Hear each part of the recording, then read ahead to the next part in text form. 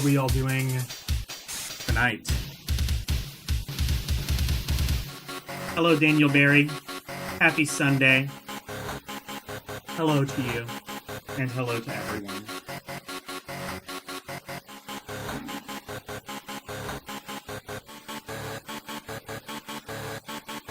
Alright. Well,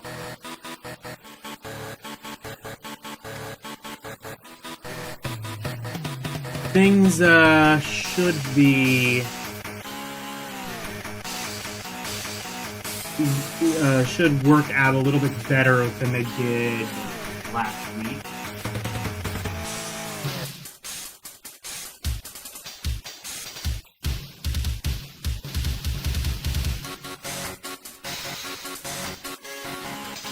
Because I have more of an understanding of where I am now, so this is all kind of new territory.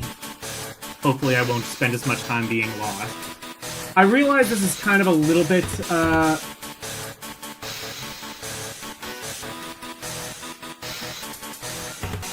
realize that my initial intent was, like, things that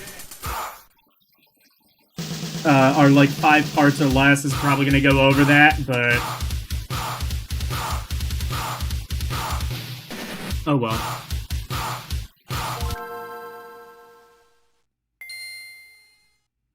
This is important. This is important for science.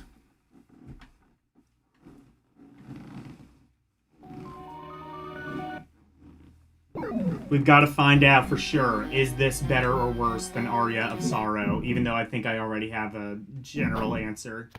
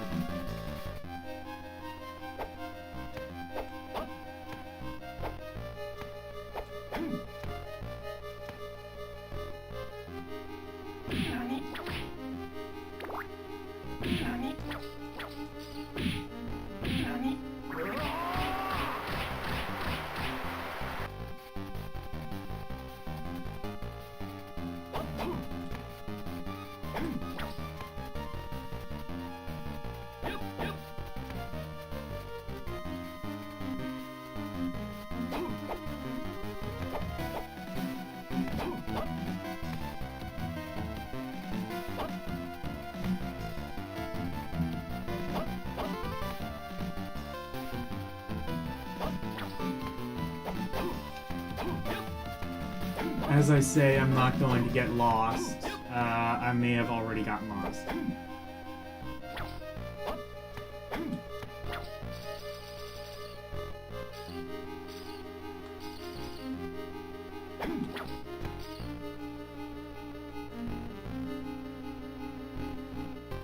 Oh.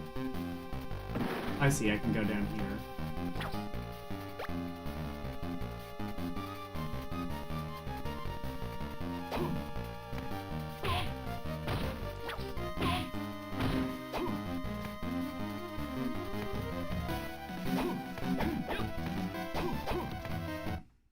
I don't have, like, a light or anything, do I?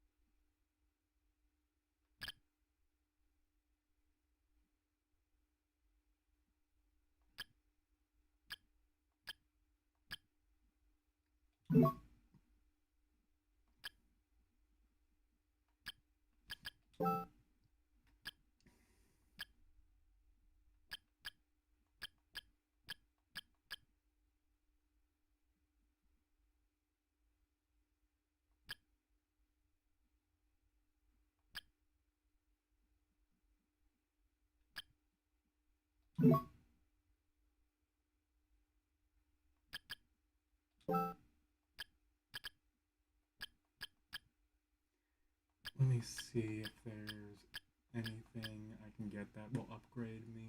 No, not there. Okay. Hello, Arus. It is harmonizing well.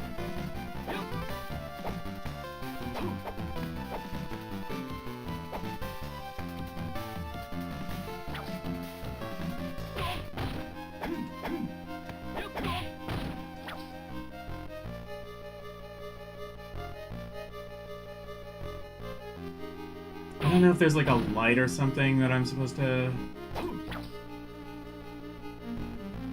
have.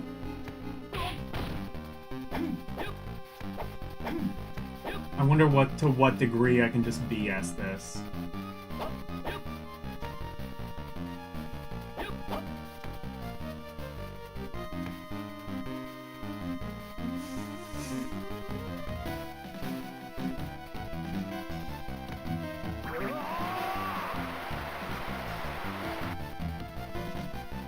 Oh, wait, I wonder.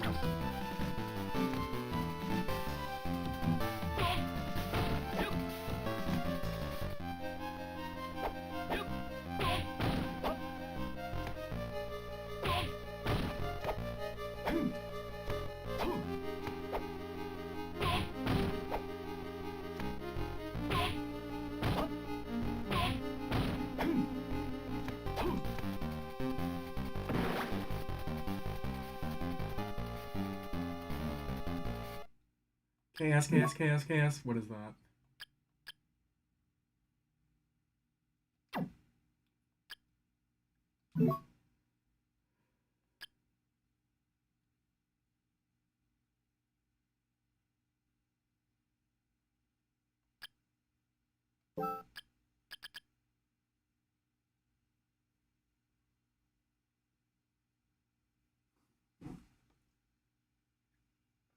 Chaos Ring.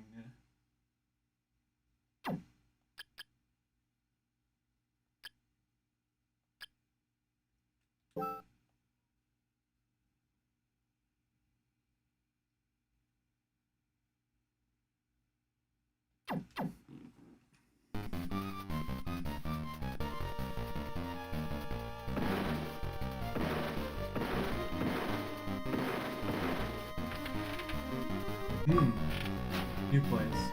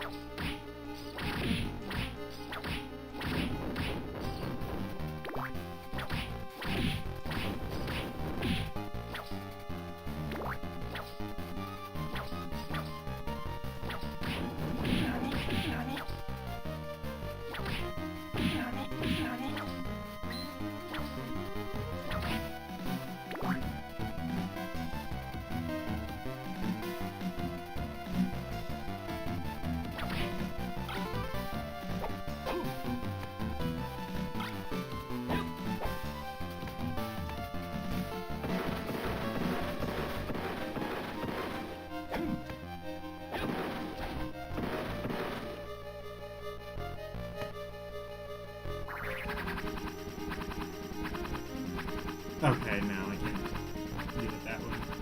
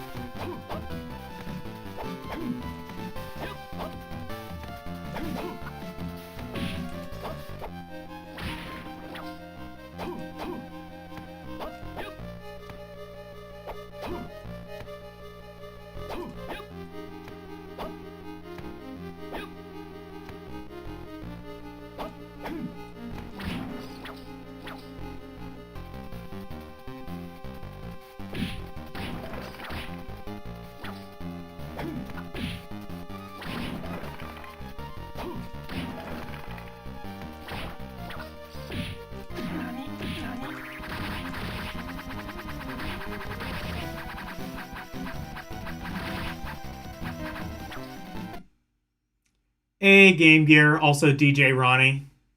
How are you guys doing?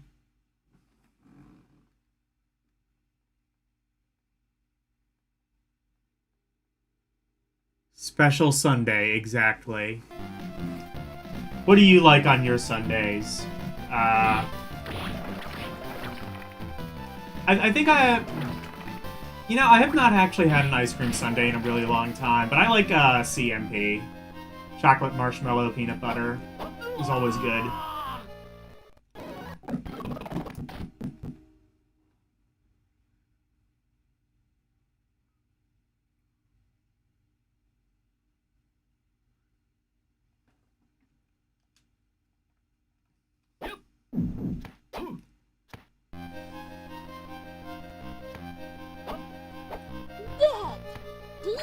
Exactly.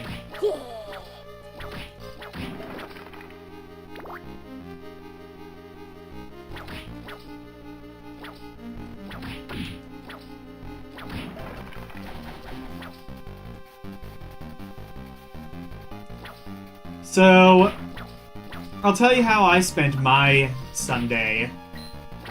I spent it hanging out with my young nephews. I brought over my Wii U for them, and we played some Wii games. And so for context, my nephews, well, 2 of them are 6, 1 of them is 2. He's kind of too young to play video games, but the 6-year-old they never really... They don't have, like, a video game console. They have iPads.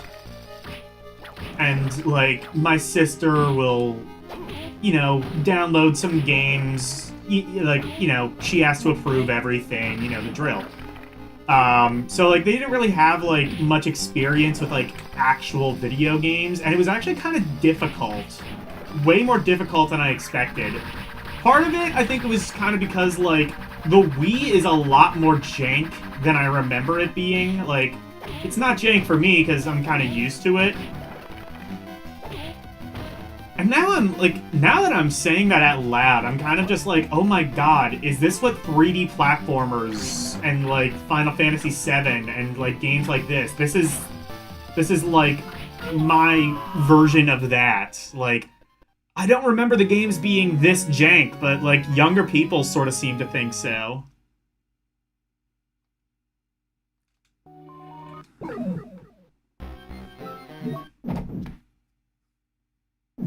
You're giving your nephews an R365, they gonna learn. Yeah.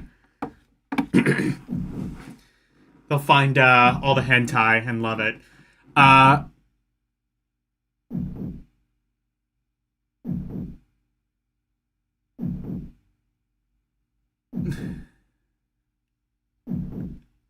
How to play jank games like Castlevania. Exactly.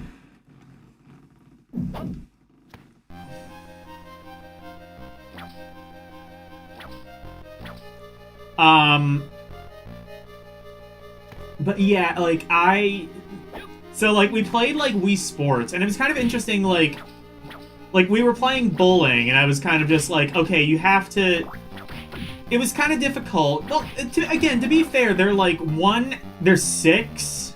Both of them, they're twins.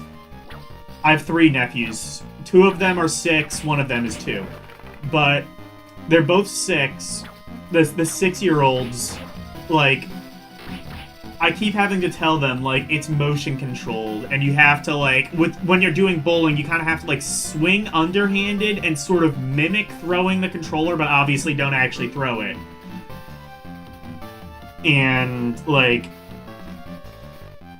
they just, like, kind of couldn't get the hang of it. Like, they would kind of just, like, throw it to the back and, like, throw the ball into the audience, which, honestly, I always had kind of fun doing that as a kid. But it's kind of interesting. And then, like, Mario Kart, which, honestly, even as a kid, I thought Mario Kart Wii, playing it with the Wii controller was jank as fuck. Honestly, in hindsight, I probably should have just had them attached. I forgot that it had nunchuck compatibility. I probably should have just done that. But, yeah, it's just, like... It's an interesting experience, like, kind of trying to explain video games that I thought were kind of self-explanatory to somebody who has never played video games and is really young and doesn't really understand how they work. Also, with, like, kind of jank sort of motion control technology.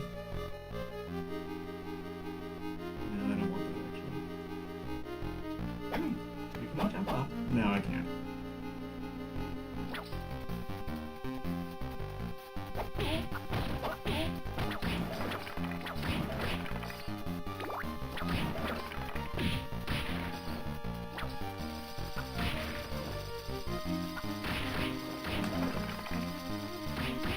And, like, they were obviously, like, pretty frustrated, but I think they still enjoyed the games. Like, they didn't have, like, a game console, but they still knew who Mario was, they knew who Sonic was, because they saw the movies.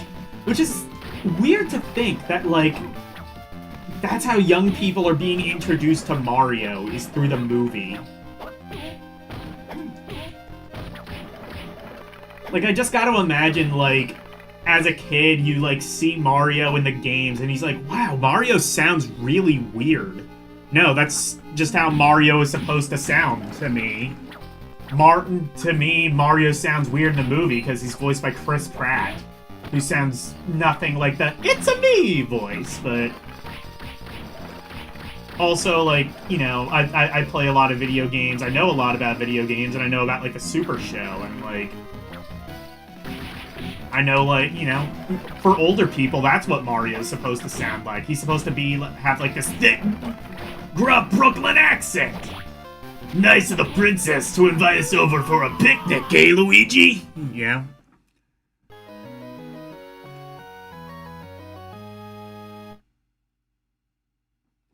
Playing games with kids teaches tolerance and patience. It certainly does. And I was patient with them. I wasn't like, you know, I was patient with them. Like, I didn't expect them to fully understand how the thing worked.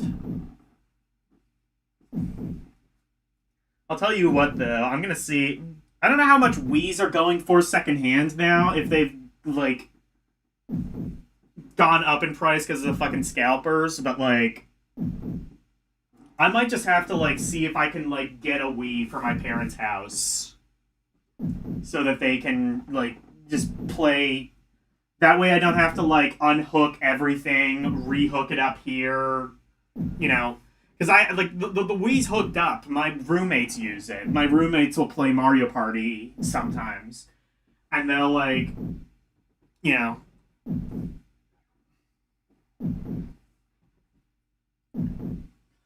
You know what? Okay, you know what, actually? Here's, like, a good, like, so, okay, is anybody familiar with Awesome Video Games? They were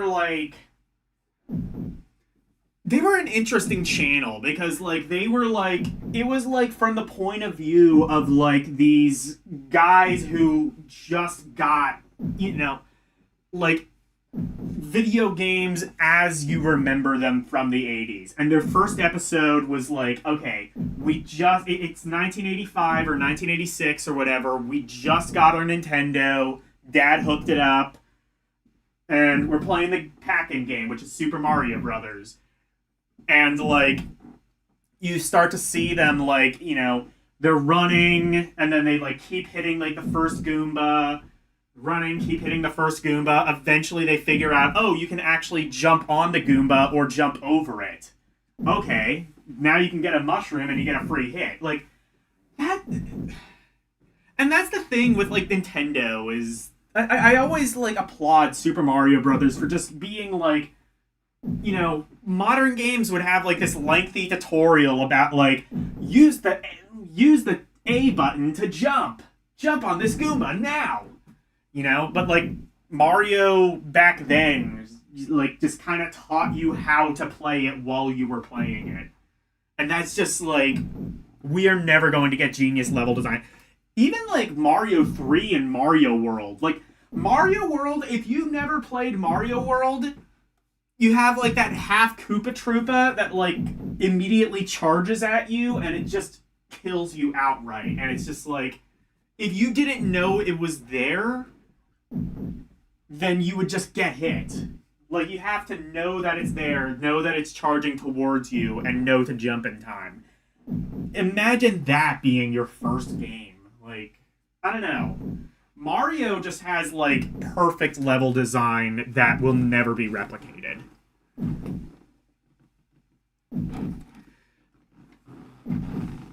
But no, it was fun. It was frustrating, but it was fun. It was kind of fun, sort of, like, you know, reliving my childhood. Because, you know, these games, like, probably sounds crazy to you guys, because, you know, you, Arus, I think you guys are a little bit older. But, you know, Wii was my first well, no, technically the GameCube was my first console, but...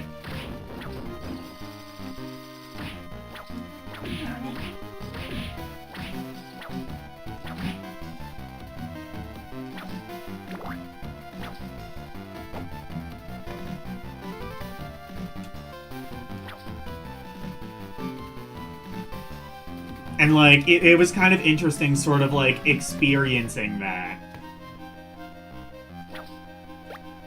Like...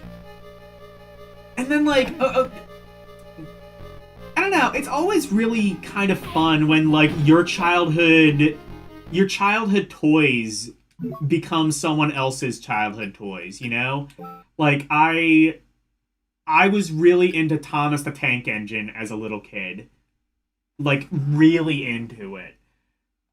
And I had, like, a bunch of, like, the wooden trains for Thomas the Tank Engine. And now, like, my little nephews play with it. It's kind of... it's, you know, it brings me back. It's nostalgic.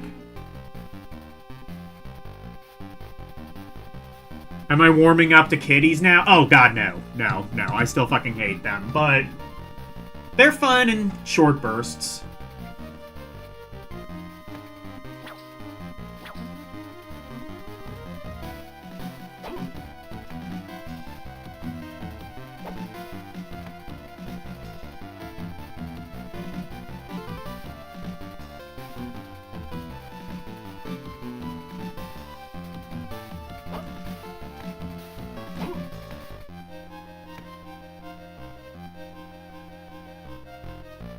I'm sure there's supposed to be a way to, like, actually illuminate this room. I'm not sure how to do it. Probably something I have to get later.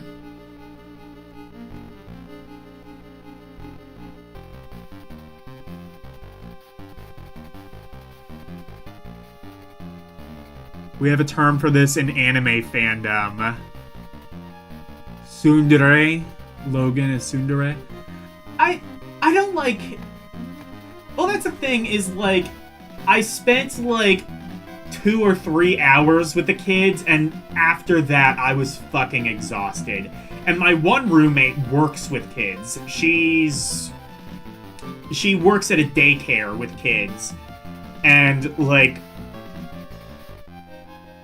every time she'll, like, come home and complain about how, like, stressed she is, and I'm just like, yeah, you're dealing with, like, 20 or 30 screaming, like, children anywhere from ages, like, 2 to 12. Like, no shit. No shit you're fucking stressed out. I would be, too.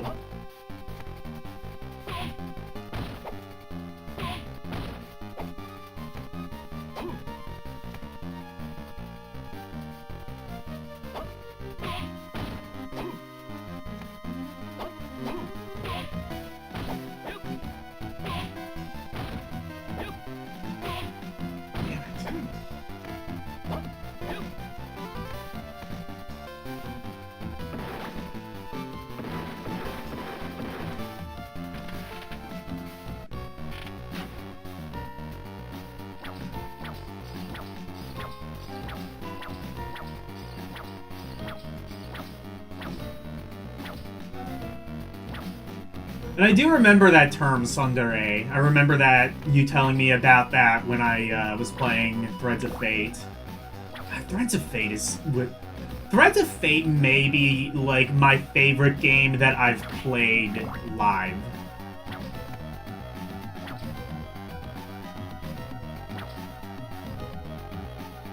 Like, just the fact that it was an early 3D game, and it wasn't jank as fuck. I mean, some parts kind of were, but those jank parts were sort of few and far between.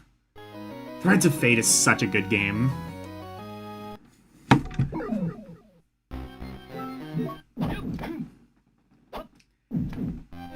Imagine if Final Fantasy VII was like that.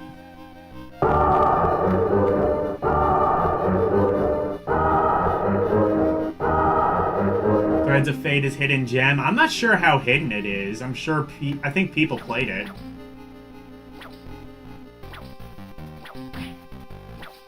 And I mean, like, it's by Square, so I don't think it's, like, too hidden.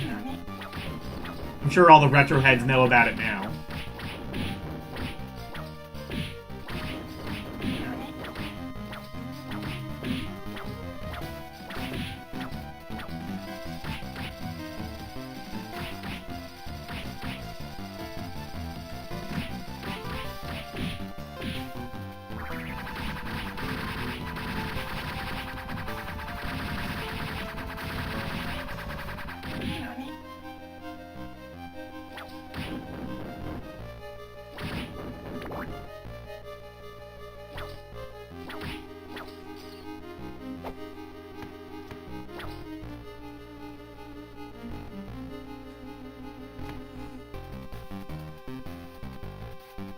Eugene hasn't heard of it?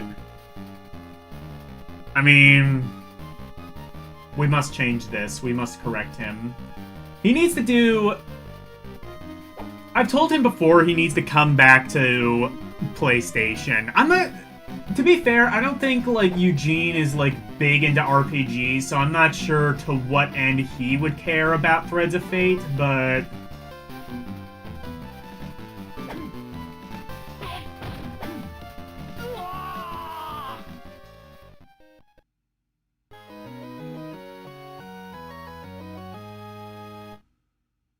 Yeah, that's true. I had more trouble with the 2D platforming. That's kind of the interesting thing. Although, to be fair, I think that was more just, like, it was sort of overly bright. I didn't particularly like those platforming sections, but... I mean, besides that, it was pretty fun.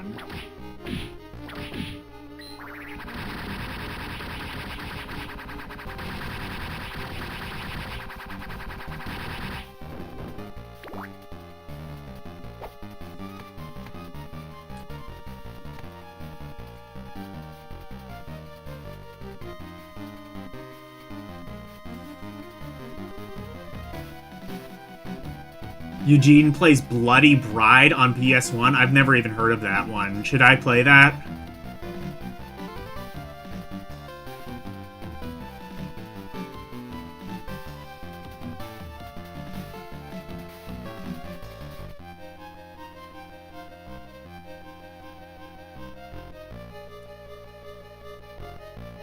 Try it? Okay. I never even heard of Bloody Bride.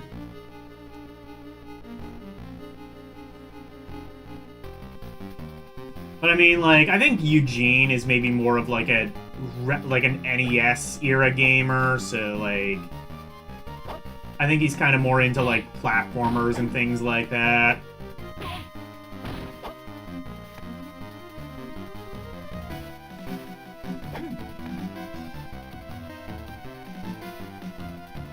He should do like a thing with GBA at some point, because there were a lot of interesting games for GBA that I think he would like. Something like Drill Dozer, or even this.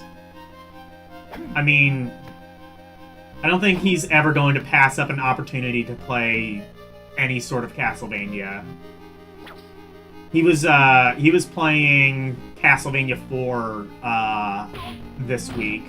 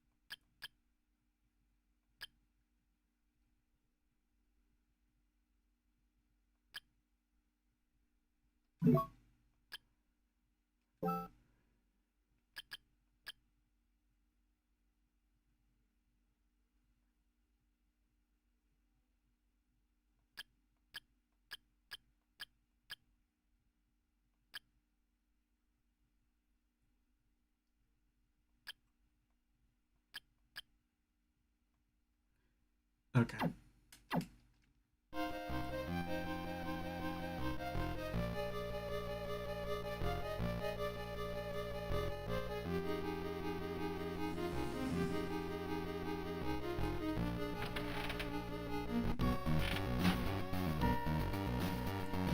I saw you were talking about, like, AI takeover sort of thing, kind of like a continuation of... I didn't actually watch your stream, but I saw you were covering that. Hopefully that went well.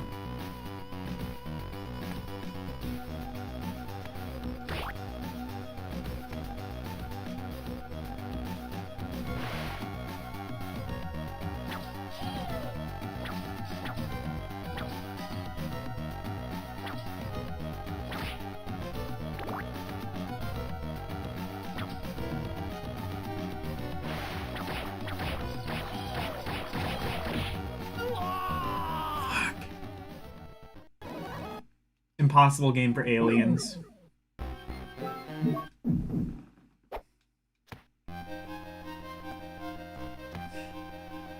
How evil would it be to, like, just put my nephews, like, in the deep end, make them play Castlevania?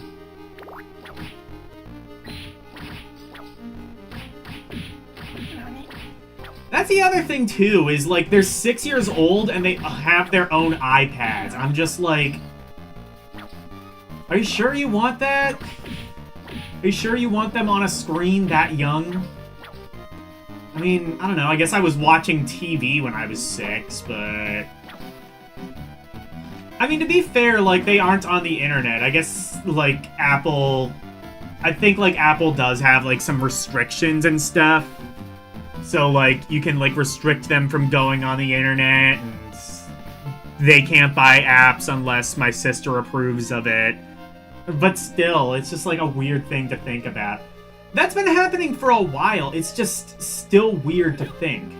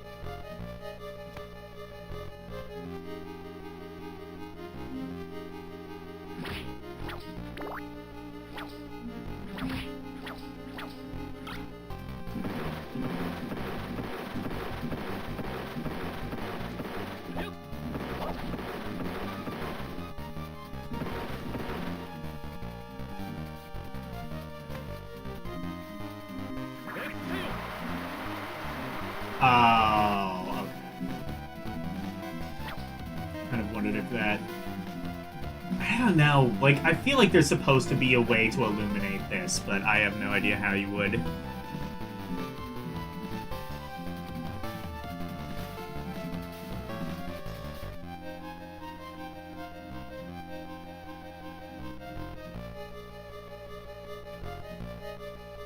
Somehow Western media takes on hyper intelligent AI, always develops into a creepy pasta evil AI. Well, I mean, I feel like we sort of project our... I feel like to a degree, it kind of goes to like what you were saying yesterday about how like humans sort of project their own faults onto AI.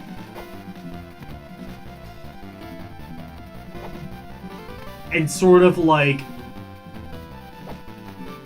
are like, okay, well this is what we want, but what if we were narrow-minded like a computer? Like a computer is programmed for one specific task. How is it going to go about doing that? What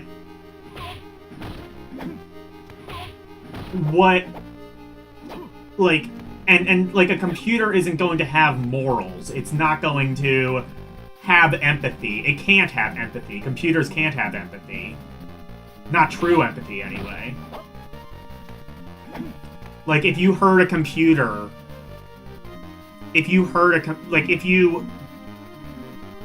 Like, if I, like, threw my phone into the ocean and it, like, sparked out and it's, you know, stopped working, whatever. Like, yeah, the phone's gonna die, but the computer's not going to feel that. it's not going to feel pain, nor is it going to feel happiness or any sort of emotion. Like, if I put two computers in a room together, they aren't going to become friends.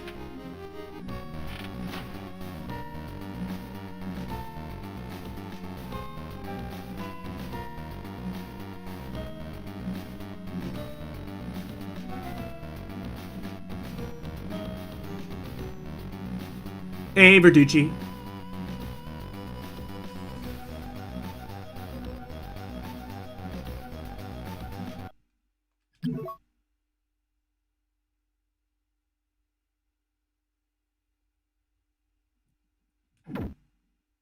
Okay. Well, I actually have a decent amount of HP. I'm gonna save state here, so I don't have to go through all of that again.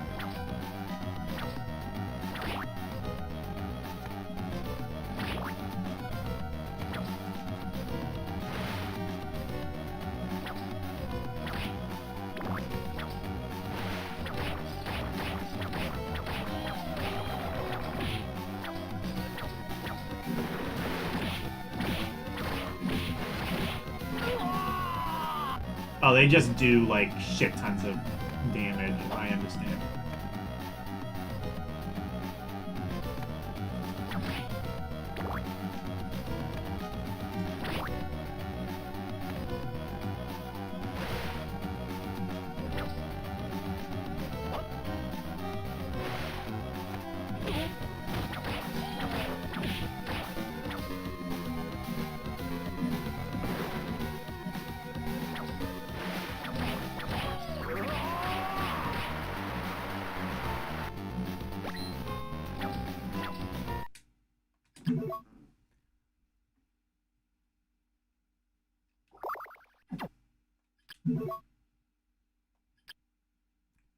Did I, end up... I did.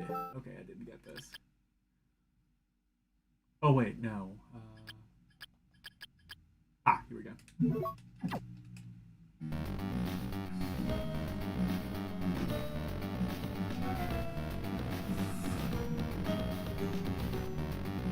A computer can't have empathy, but can have greed and desires. Dual standards. I'm not saying that a computer... Here's the thing, is what I'm saying. I'm not necessarily saying the computer would do it for its own good, for its own end game. It would do it for the betterment of society. Like, computers would wipe out humanity to preserve the planet. Because we are the thing that is destroying it actively. So I'm not saying it would do it to its own end. It would do it for entirely selfless reasons. It would wipe out humanity because it is trying to make it a better place. And honestly, that's what a lot of these sci-fi movies are sort of saying too. Like, not necessarily Terminator, but like... I don't know if I don't know if I can think of like a specific movie that had like this exact like theme, but I can definitely think of some media in general that sort of had this theme of like, it's like a computer that's sort of like made to make the world better and will stop at nothing to do so. That's not greed. It's not doing that for its own gain. In fact, if it relies on humans to sustain, that might hurt it in the long run, but it would do it for the greater good.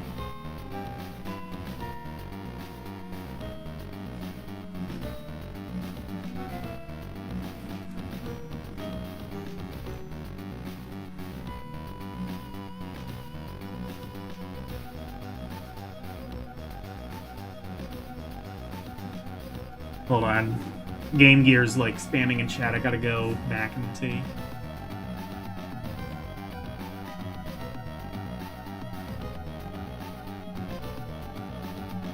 Go watch other things that involve the AI. Yeah, I'll do that.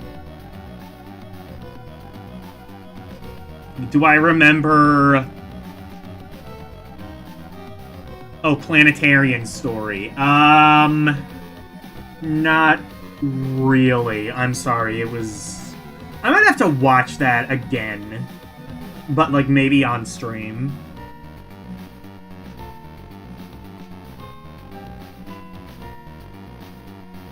There's malevolent AI bots there, as well as one sympathetics to humans. True.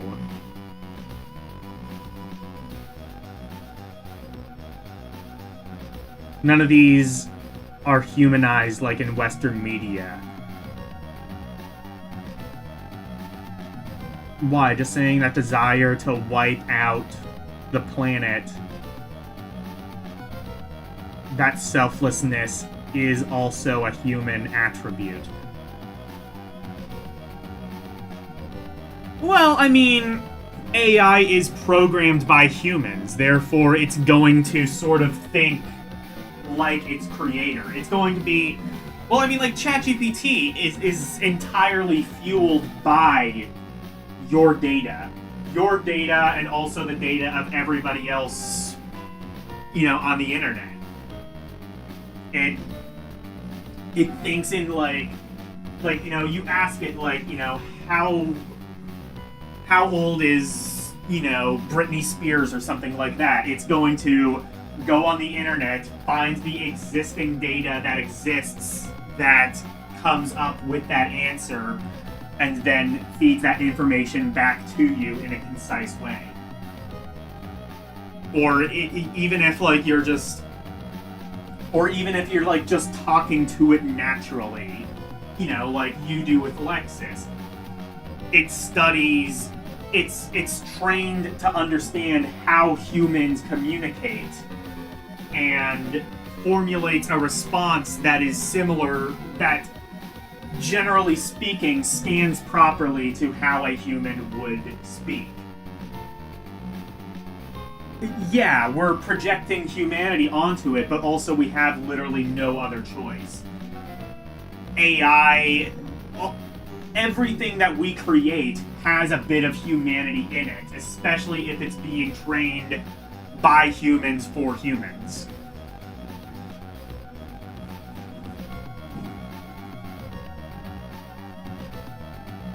That said, we can only do that so much. That said, we can only do it so much. We can train it on data. It can read the ones and zeros and spit them back to you.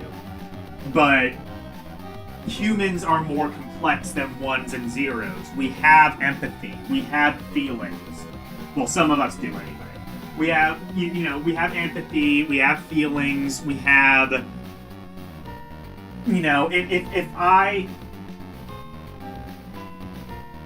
You know, like, for example, if I killed someone, that would be wrong. Why? Because humans have morals, and we would not want that, and we have empathy for other people.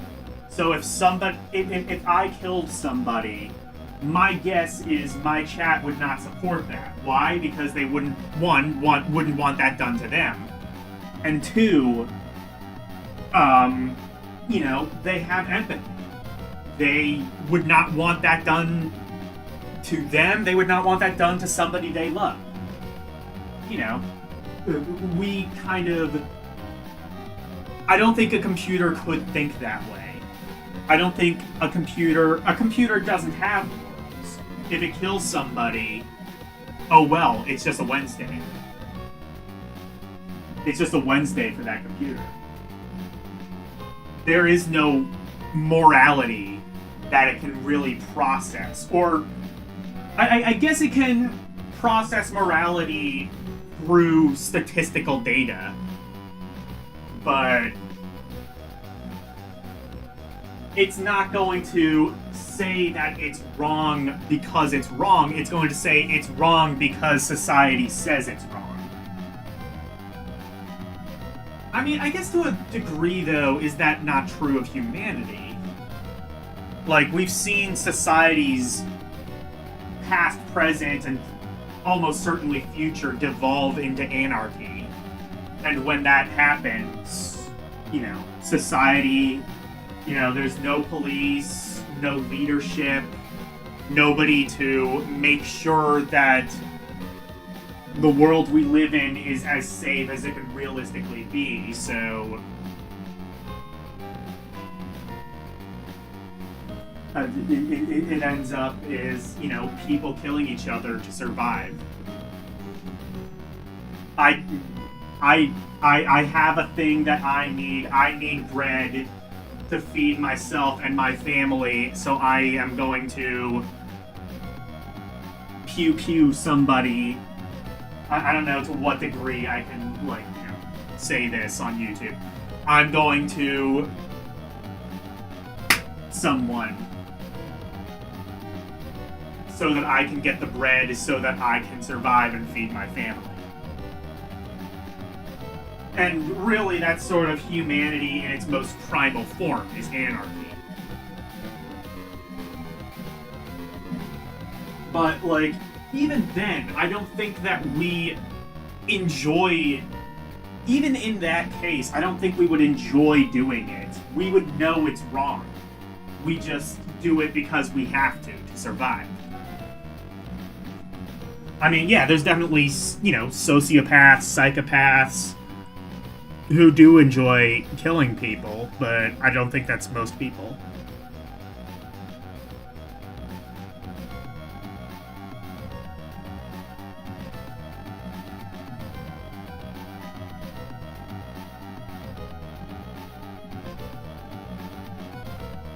We could maybe see it from a less Western media take.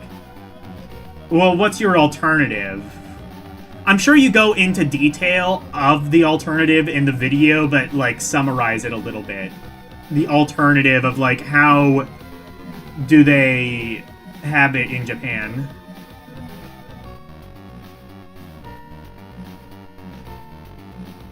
Why do I think that?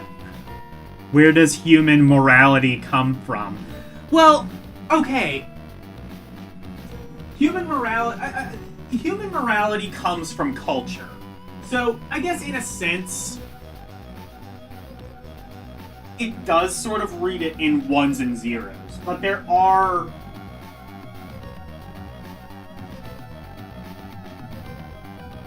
like, for example, like, I think even on a primal level, most people view death as a negative thing.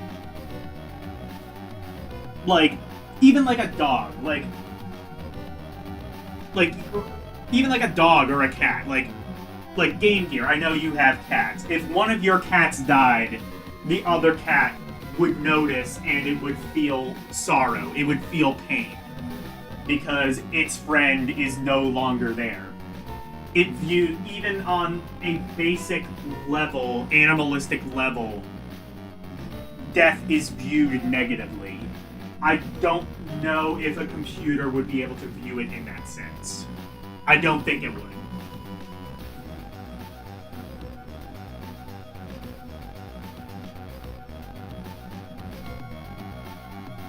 You meet Hashino, a robot who takes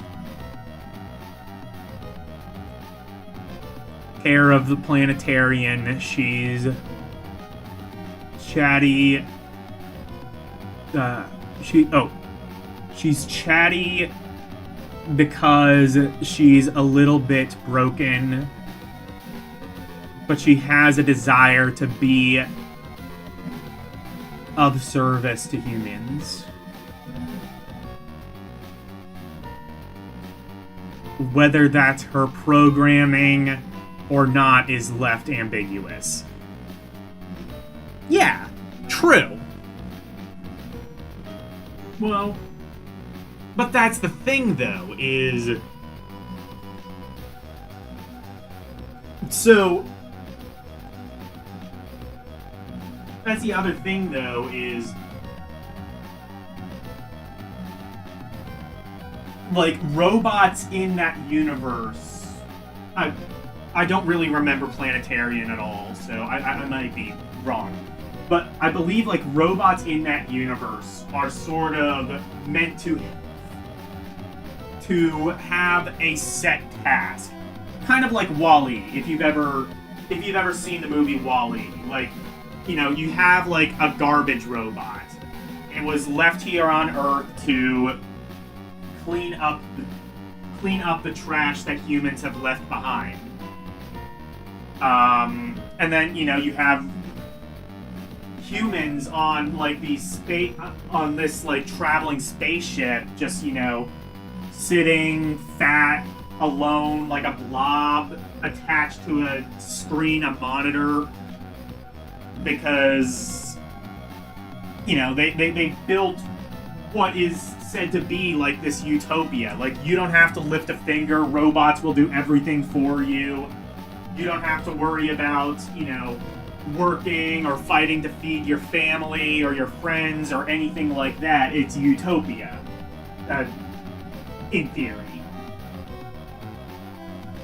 But, like, you know, I think a lot of like sci-fi like that is sort of like, it views a lot of these robots as having a single set task.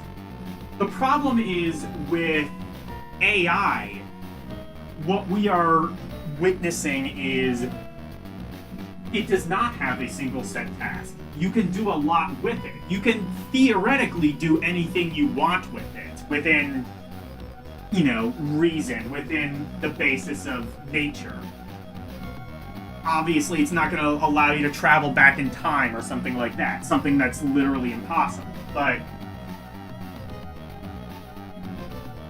you know, within reason, ChatGPT can kind of just do anything. And it will continue to. It will continue to self-learn. It will continue to be updated by its creator. But when you have something that's self-learning, how do we know that what it's learning is going to be beneficial to humanity and not detrimental to it? We don't. We have to trust that it is making the right decisions. And that, as I said before, that's not necessarily an issue now, but I fear that as this technology gets bigger and bigger and bigger, it could be, and it's something that we need to be prepared for.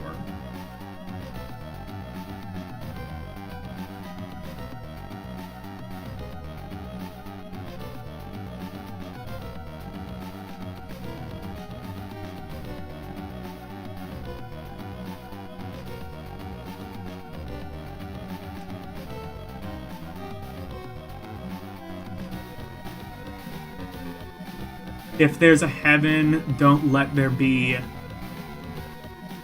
a separate heaven for humans and robots.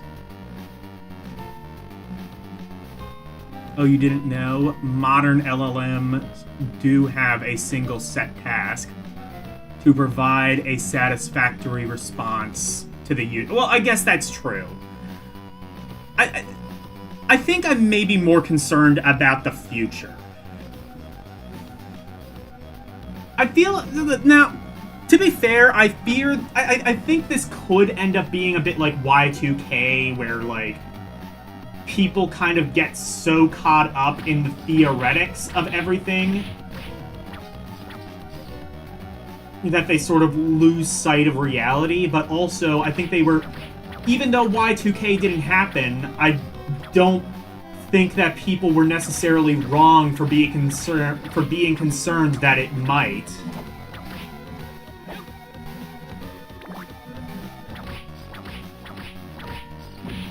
Like, just because something didn't happen in hindsight doesn't mean that the people who were worried it might happen are necessarily wrong.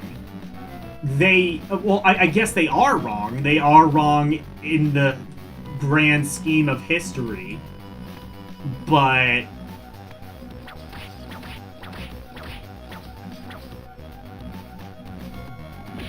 they weren't wrong for their concern. They were just wrong in hindsight. Hey, Renee.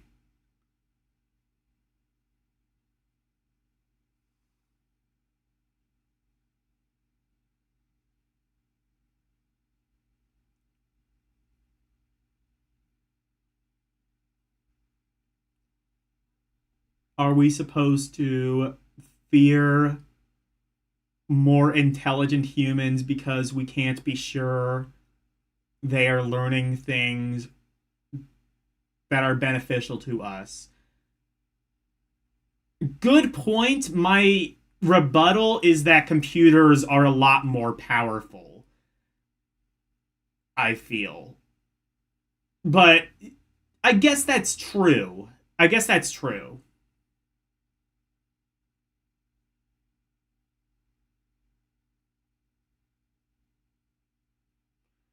People get caught up in their theories because they thought Terminator 2 was a masterpiece. Hey, it was.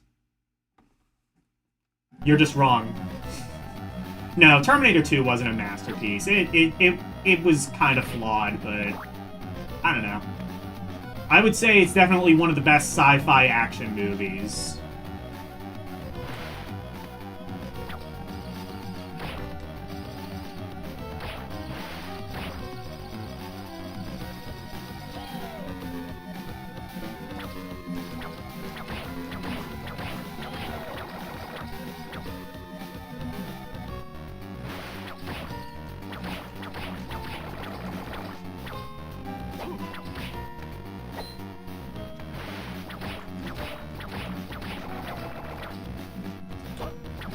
They Live is also a good... They Live is good because it's not like even like a hypothetical, it's just sort of like a commentary on the present, a commentary on like consumerism and things like that. Whether you agree with the commentary or not, it's a good commentary.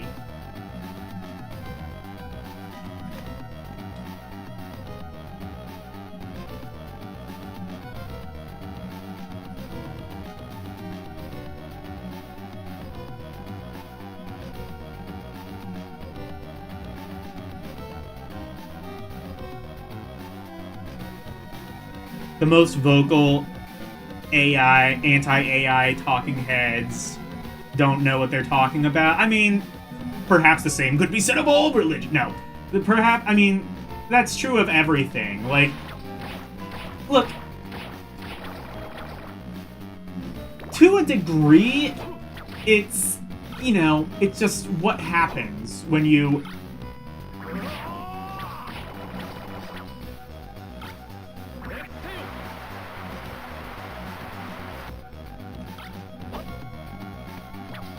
It's just like, you know, what... The same people who are complaining about AI being, like, you know, the degradants of society are the same people who in the 50s were arguing that, like, if they had been alive in the 50s, they probably would have argued that Elvis was the degradants of society. Him shaking his hips is going to corrupt the youth into... I don't know... having children out of wedlock, or doing interracial marriage, or, I don't know, God forbid, something risque like that. Like, there's just always going to be, like, opposition to progress. At the same time, though, there are legitimate concerns with AI that should be addressed. How it's going to... what is the workforce going to look like as we evolve, you know? And is this a like, even if this doesn't end up happening, this dystopia that I'm fearing, it could. And we need safeguards, we need safe rails in place as a just in case if that happens. Thankfully, the U.S. military, which I'm not a fan of, but the U.S. military is putting a lot of time and energy into cybersecurity. That is good. That, I feel, is going to be the major threat going forward.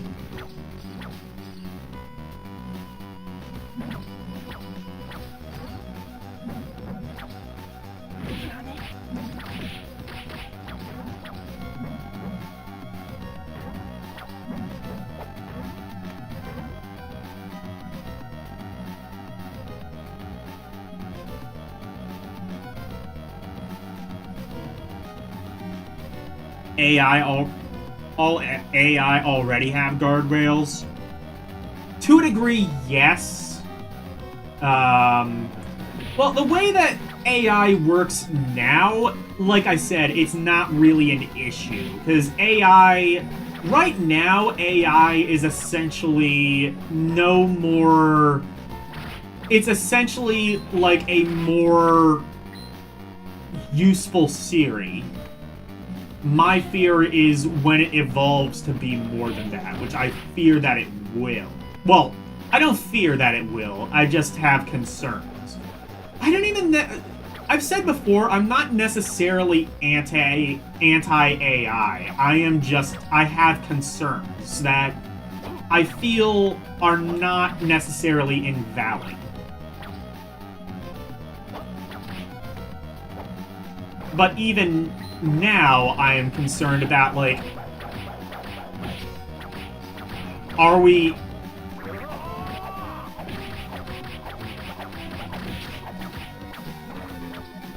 But yeah, even now, I am concerned about, like, AI taking our jobs, especially the jobs of, like, less skilled workers. And it's kind of hard to be more skilled because, well, as I've said a million times, college here is expensive as shit. To get a bachelor's degree, it's going to be at least, like, 60K. At least 40K. More than likely anywhere between six... And to get a master's, it's going to be, like, 100K plus. So we do need to worry about entry-level jobs because... as it stands, that's what a large percentage of our country is qualified to do. Because they literally can't afford to be qualified for much else.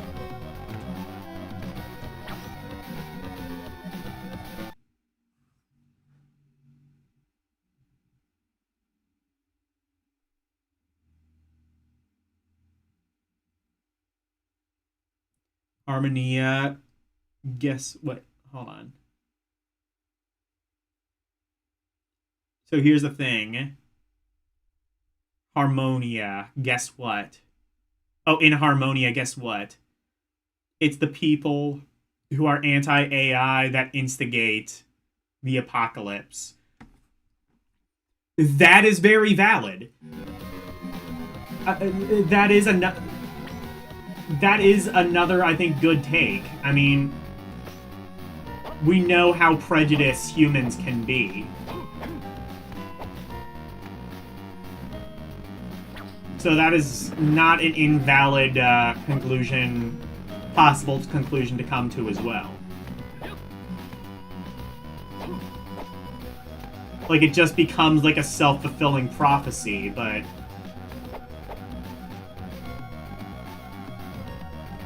you know, because... yeah, it kind of just becomes like a self-fulfilling prophecy.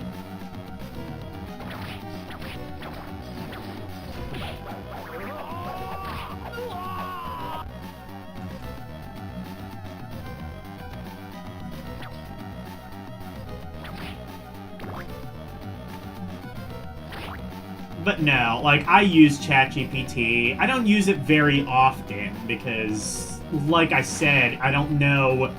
Well, I mean, like I said, I'm going to be either receiving or maybe just paying for AI-powered glasses. If I were anti-AI, I would not be spending $600 on AI-powered glasses.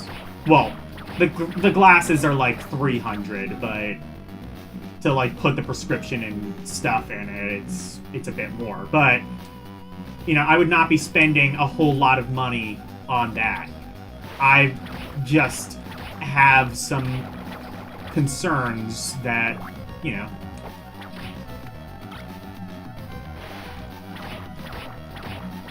I hope can be addressed as the technology progresses.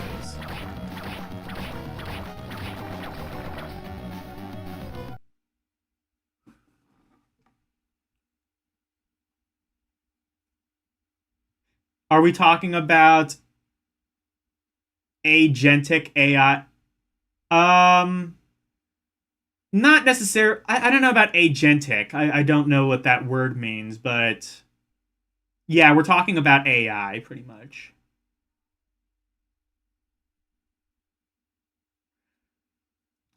But anyway, hello, Steak.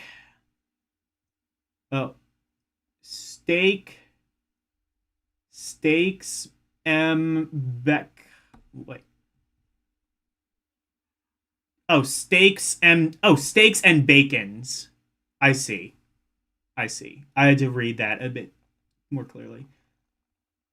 AI becomes hyper intelligent. Some people don't like it.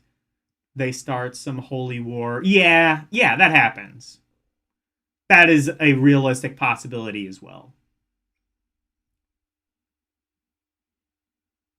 Yeah, just the rise of AI in general.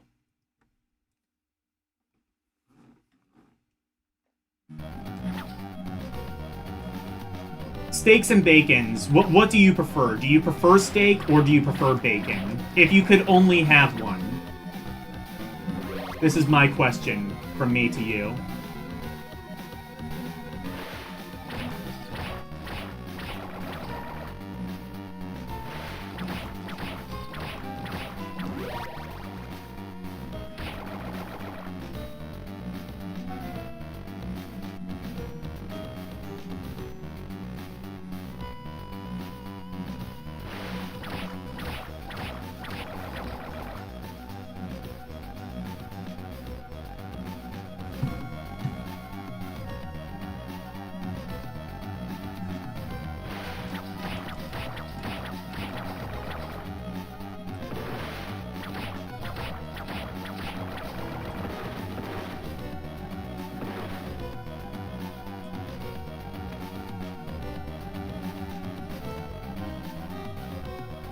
Prime 1 is Team Steak. And so is Steak and Bacon. I would say also yes. I'm kind of picky when it comes to bacon, if I'm being honest. Yeah, steak is more versatile. I don't know if I agree with that. I would say bacon is more versatile. Like, you can put bacon on more things, or even like bacon bits. You can put bacon on more things. I don't know if that's necessarily the argument in favor of steak, but I would say steak. It's harder to mess up steak. You can totally mess up steak. You can mess up anything, but it's harder.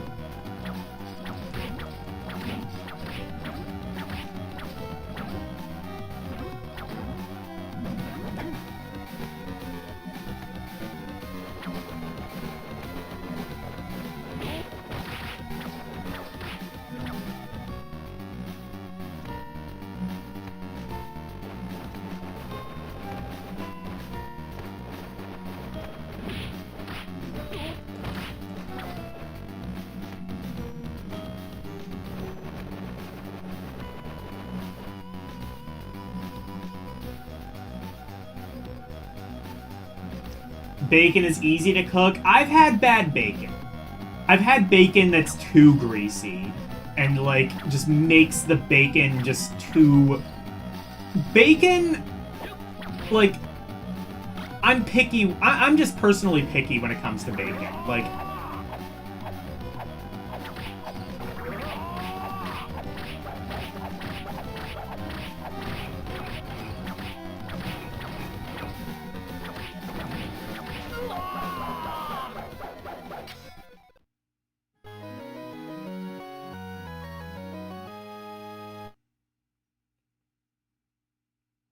as a creator, you hate generative AI. My general thing is, I don't believe in plagiarism because I don't believe that anything that humans have generated is fully original.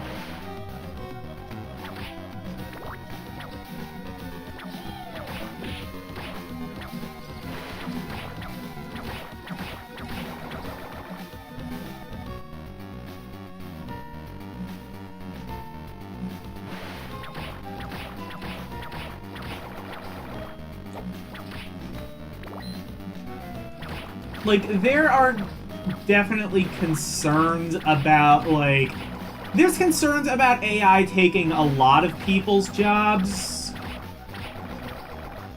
I'm not necessarily focused on the creative market, but it is a concern just like any other job. That's how I see it. I don't have any moral objection to it stealing shit because, in my opinion, once you put something out into the world, it's up to others to do whatever they want to it. That's why I don't believe in, like, the copyright system or the patent system. I believe that saying you own a thought is silly. Because you don't. You don't own shit. You have the same thoughts everyone else did. You just happen to be the first one to actually put action to paper.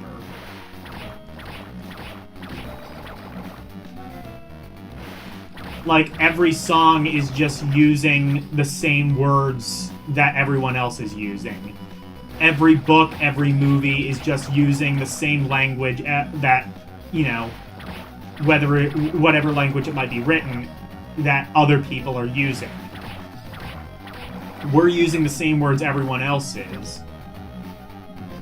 It's like that George Carlin bit, in your own words. If I were to, you know, flippity flappity flume, there you go. There's how I say something in my own words.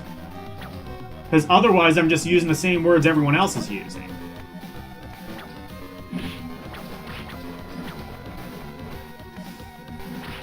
And also, I've gone on this rant a million times, so Game Gear's well-versed, but since you're new. I also believe that getting rid of the copyright system would force productivity, which we are in a severe drought of over the past 10, 20 years or so. It would force progress, figuratively speaking, at gunpoint.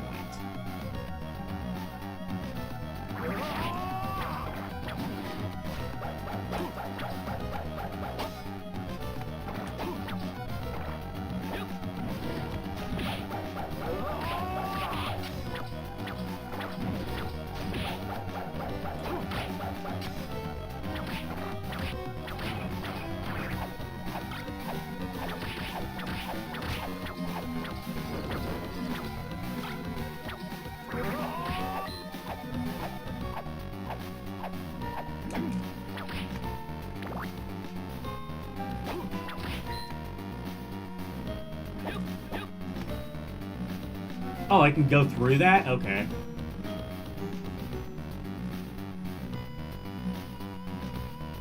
That's a crazy take. Well, I think a lot of people would say that, yeah.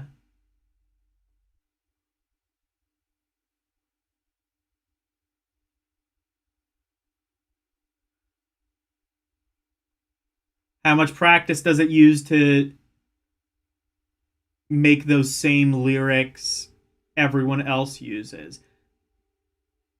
The same notes.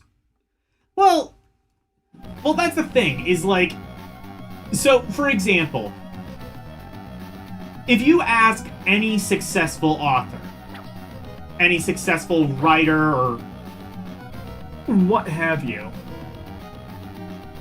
Mail of Vlad, what is this?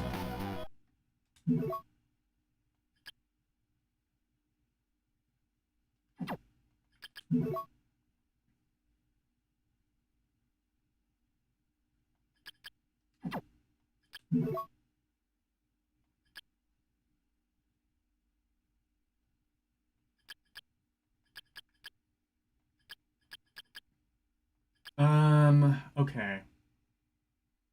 What does this do? One of Dracula's bloody remains increases strength. Okay, that's good.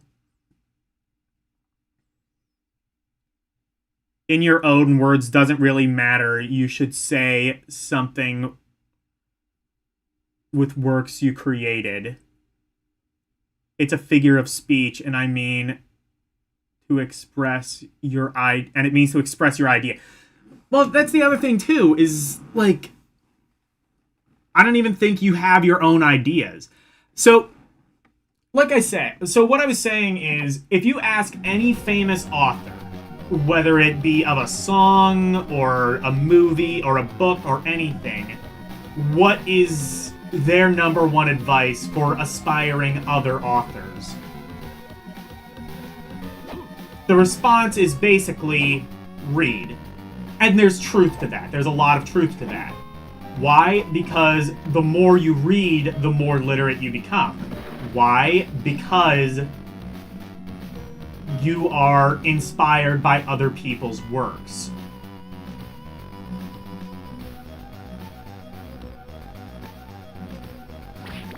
So you see, a lot of the... Like, nobody is original. There is no such thing as originality. Everything has been done before. Everybody is copying someone else. Everybody is inspired by someone else.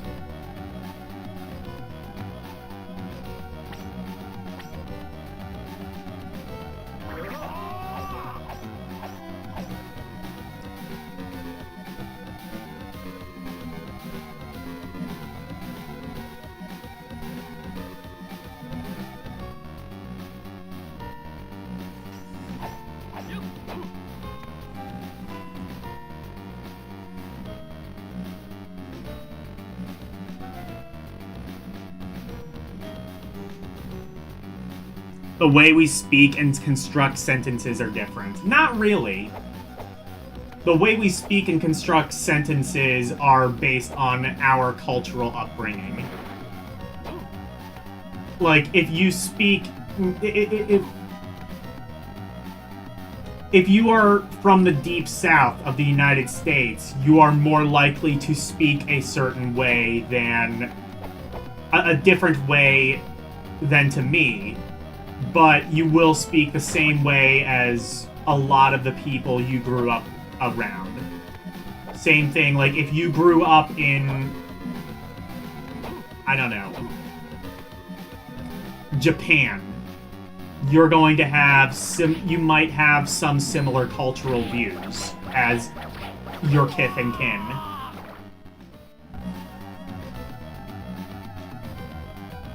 Inspiration isn't synonymous with innovation.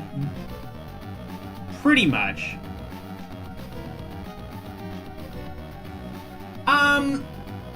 It's not synonymous, but they go hand in hand.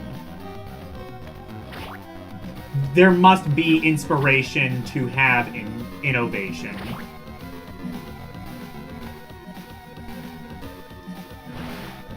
And I think that if we are punishing inspiration, if we punish inspiration, that directly leads to less innovation. And my evidence for that is, look what the fuck is happening right about now in the creative sector.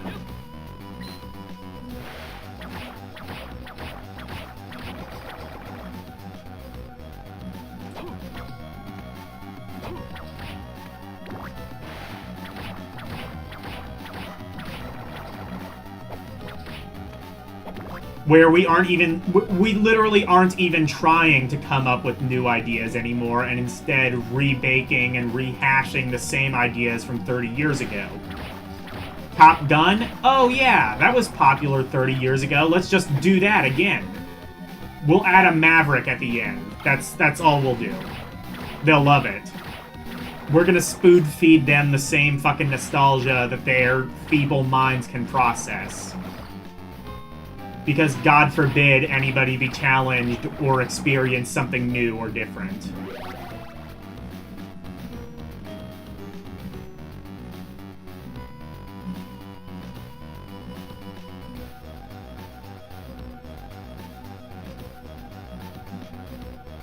Oh, imitation, copying. Not innovation. Okay, I see. I read that wrong. That's my apology.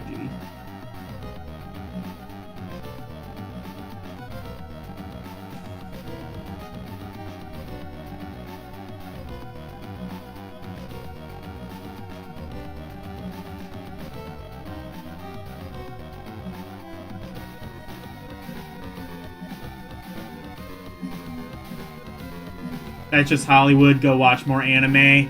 I mean, you might be right. I don't necessarily... I mean, that's not necessarily a result... I think it's a result of creative bankruptcy. I don't think that specifically is a result of the copyright system, but that doesn't help. I think it's just a result of, like, 3 companies owning the entire world's IPs and just milking the shit out of them so that they don't have to pay people to come up with new ideas.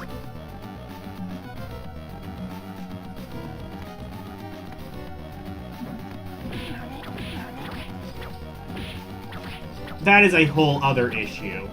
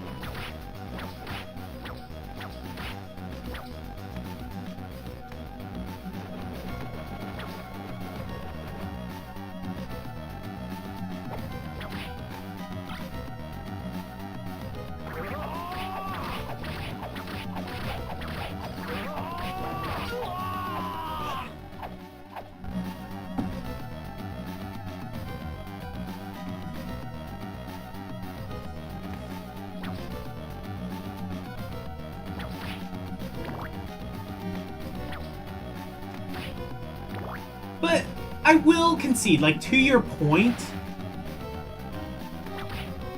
the fact that AI is taking the jobs of creative people is an issue in the same way that it's an issue that it's taking, you know, a lot of jobs. And that's something that does need to be regulated.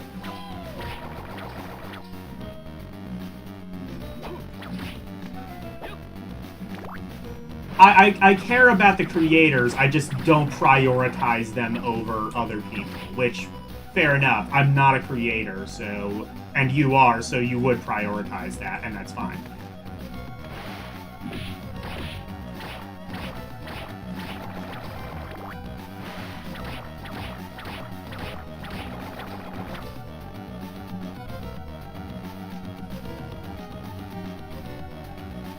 Kojima made Snatcher a distinctly unique product while taking inspiration from Western film noir. I don't know if Snatcher is a really unique product.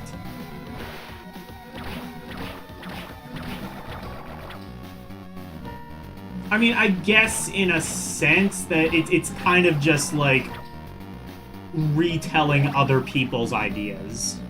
Again, just...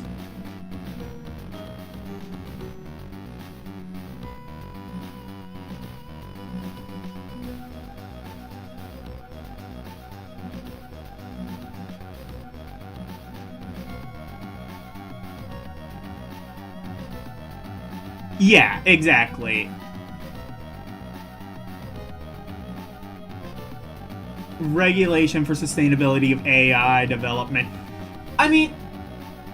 So, like, you know, like, as I was saying earlier, like, AI is just like everything else. Part of it is, like, part of it you can regulate, part of it is just society needs to evolve.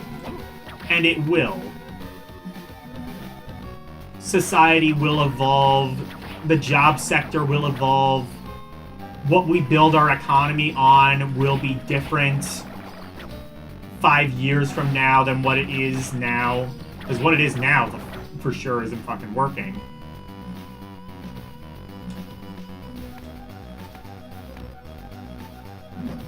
Well, both figuratively and literally, but still.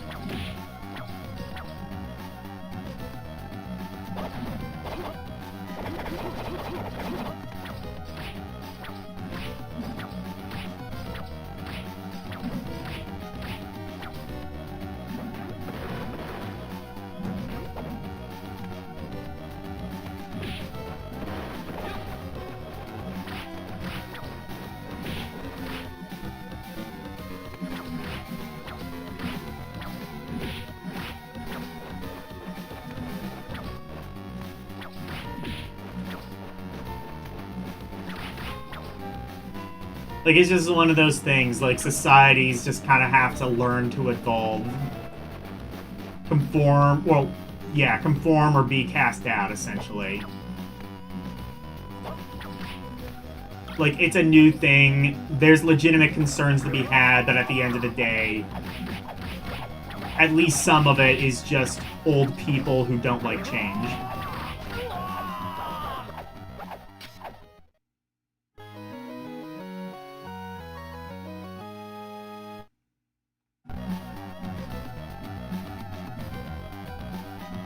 Do you know any products at the time that mirror another,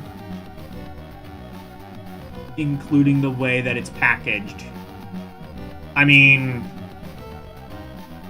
you can trace everything back to something else.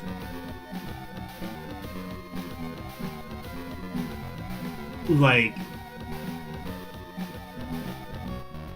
oh, I mean, like, look at video games, for example. Like, at the end of the day, you are doing the same thing on a modern-day Xbox or PlayStation that you're doing on an Atari. The only difference is the graphics are expanded and the gameplay is expanded. But beyond that, you are still moving something and then... and maybe pressing a button or two, you know?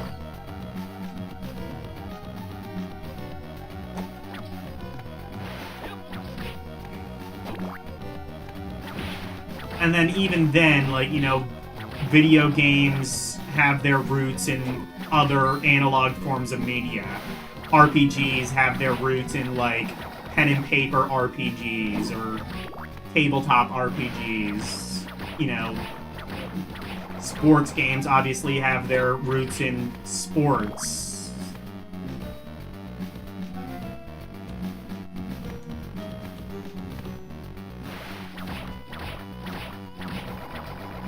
You know, adventure games have their roots in, like, choose-your-own-adventure books and things like that.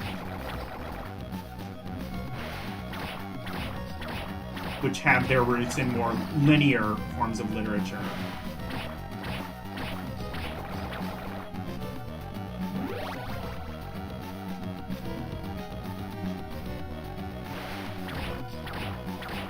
What I'm saying is we can no longer invent, so what we need to do now is innovate, and we are not doing that. I guess to a point, though, how much can we innovate? I would say, like, at this point, everything we realistically need is already kind of done. That's why you end up seeing, like, you know, a lot of tech products coming out, and a lot of them just sort of feel like gimmicks. Like, this isn't really changing or radicalizing my life in any way.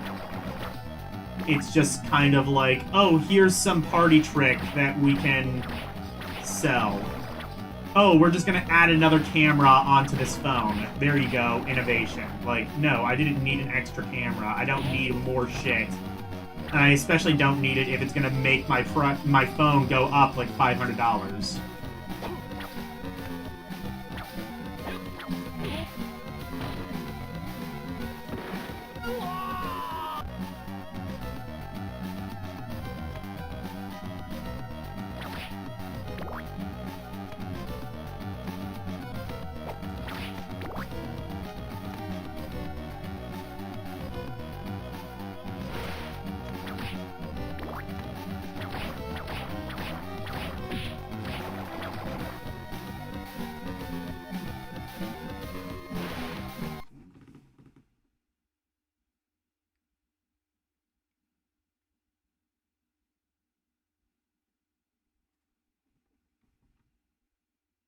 As development stagnation and not proof of lack of human creativity in general. Well, yeah, it kind of is.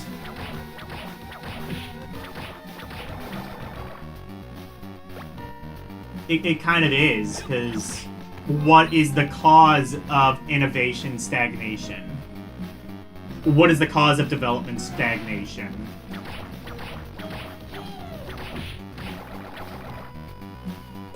I mean, and there's not even necessarily one correct or incorrect answer.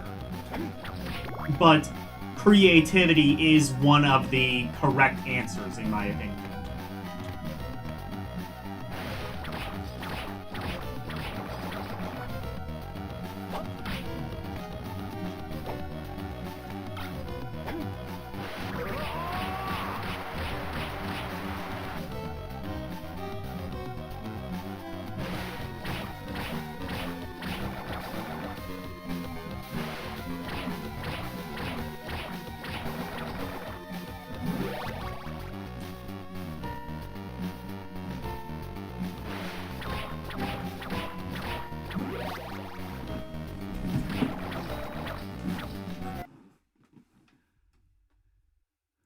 Corporate CEOs and directors with a stranglehold on development tools and market share. That is definitely...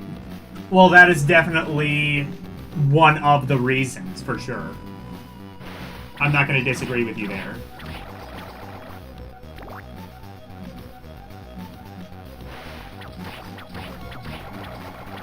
And I think the solution to that is to abolish the copyright system.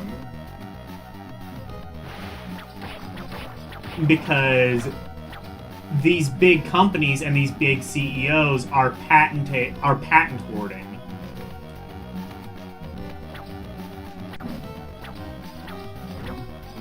Like, the way that we encourage competition is to make it easier to compete. And the way that we do that is to, at very least, loosen the copyright laws.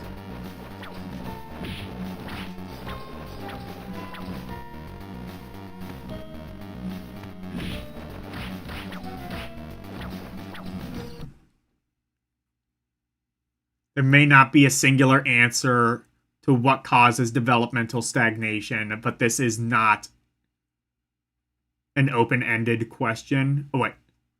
Oh, an opinionated question. Yeah, true. You're right.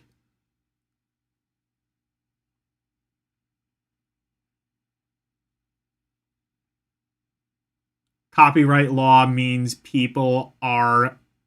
Oh, no copyright law means people are going to copy things more. Right. So that's what I'm saying is people are going to copy things more, which means the market is going to be more flooded.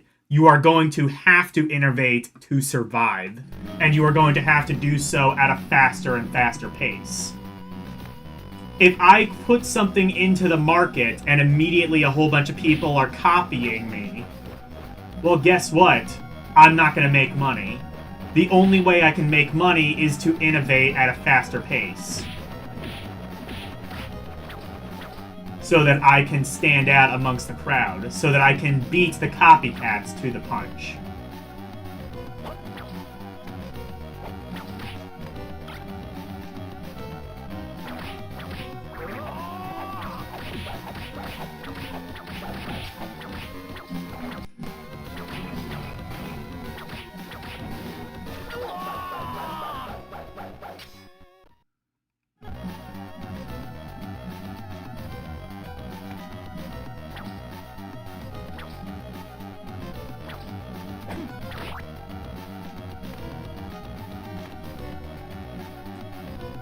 They did make this game possible, right? They remembered to make it possible.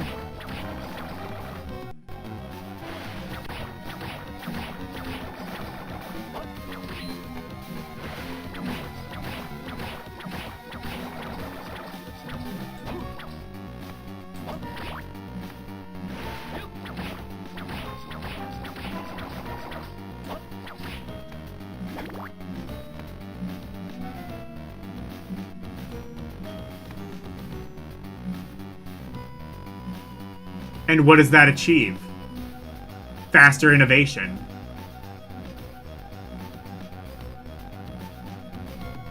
predictable. Yeah, I've gone on this rant a million times. That's what I'm saying. It forces artists to compete and be creative to stay relevant. Exactly. Yeah.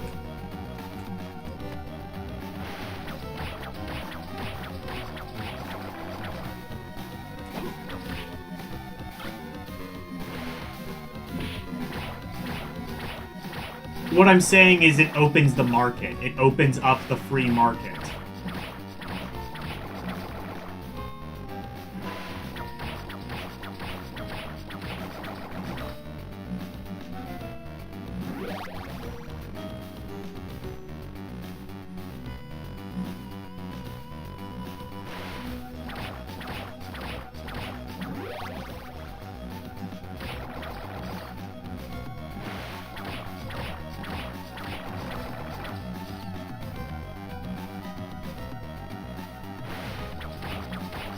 Like, I've gone on this rant a million times, so Game Gear knows all about it, but Steaks and Bacon is new, so...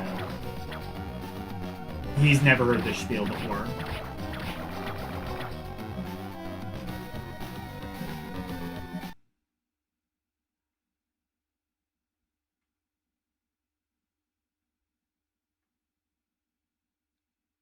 Okay, Logan, how free market and protected are similar...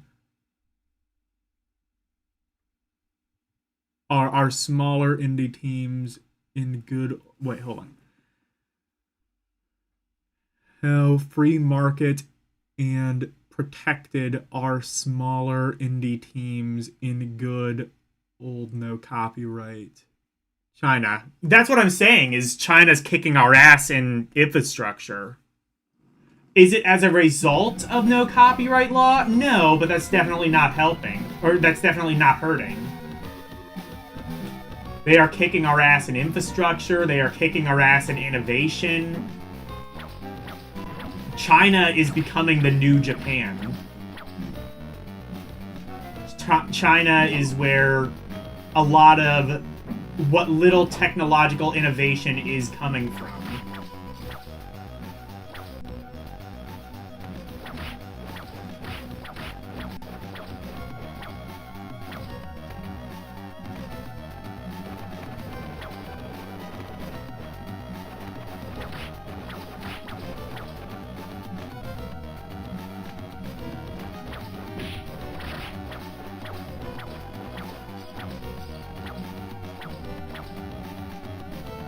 Only bigger game companies thrive in China. Well, that's the thing, is those bigger game companies are still forced to innovate.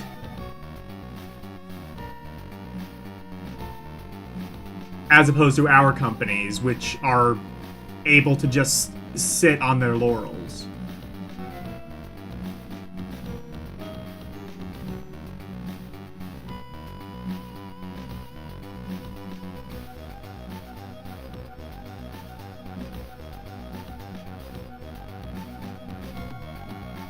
China is creating mega-corporate game devs that eat up and steal new ideas from smaller teams. I mean, is that any different than what Amazon is doing? Like, look into what Amazon Basics products are. It's the same shit. Basically stealing from smaller indie devs. Smaller indie creators and developers.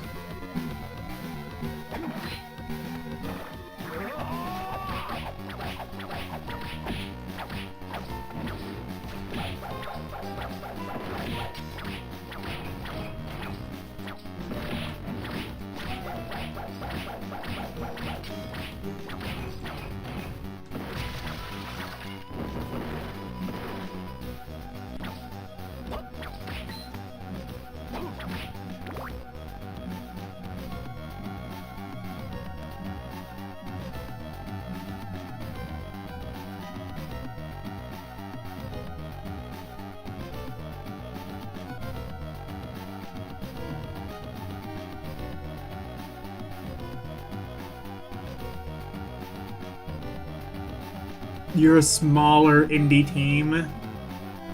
We like your idea. It's ours now. Go make a new game with a better idea. We'll steal it too. But that's what I'm saying, is you have to get ahead. That then forces them to innovate in order to survive. Like, you're basically proving my point for me.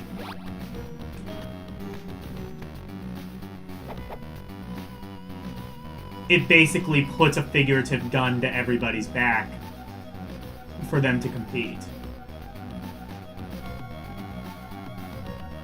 That forces them to compete, is what I should say.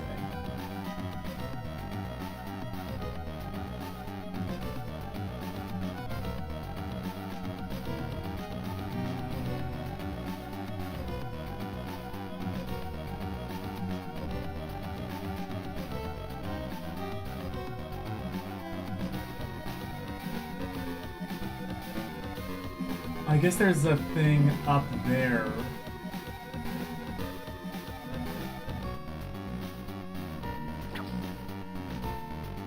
I'm gonna save state here, actually. I mostly just wanted to get that power up.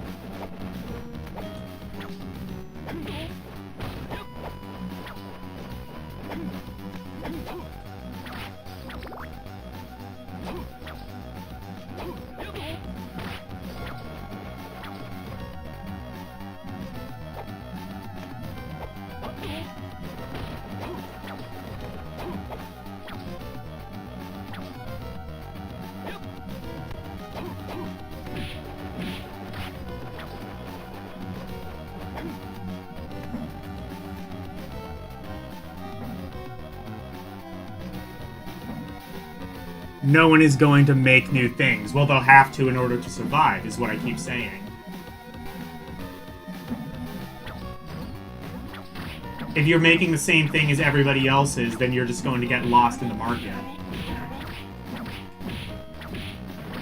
You literally have to in order to make money.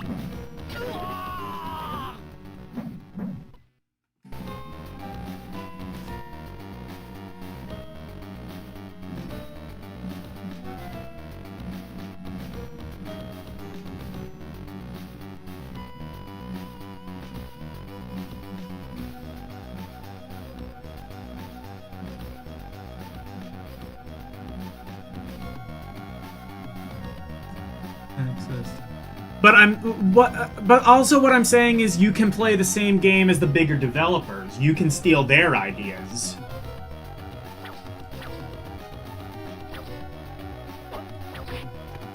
And that happens all the time. That's what a lot of people are complaining about with China, stealing their intellectual property. For the record, they aren't. We gave it to them in the 70s, but that's a whole other can of worms.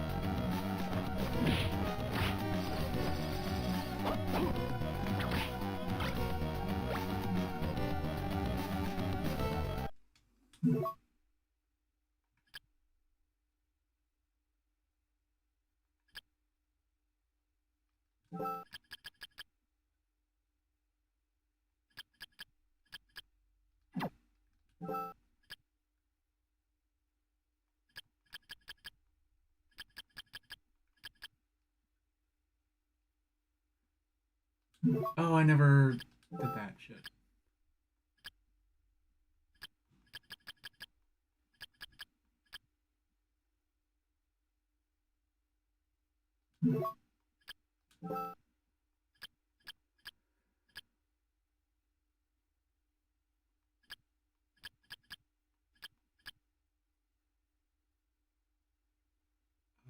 luck goes down, but defense goes up. I want that.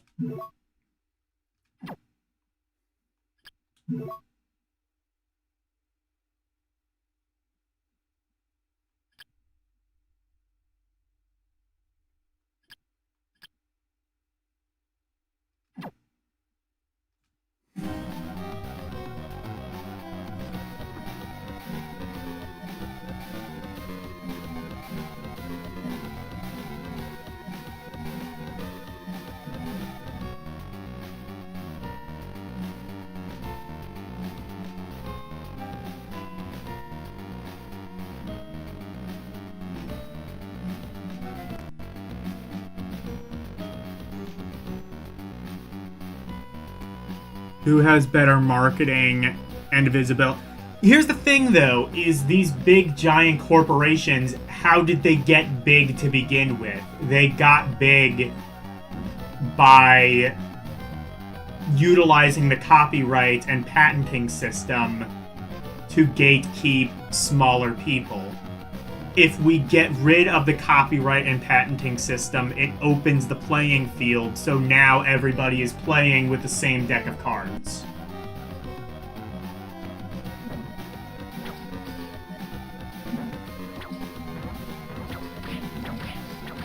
If you'll pardon my sort of mixed metaphors.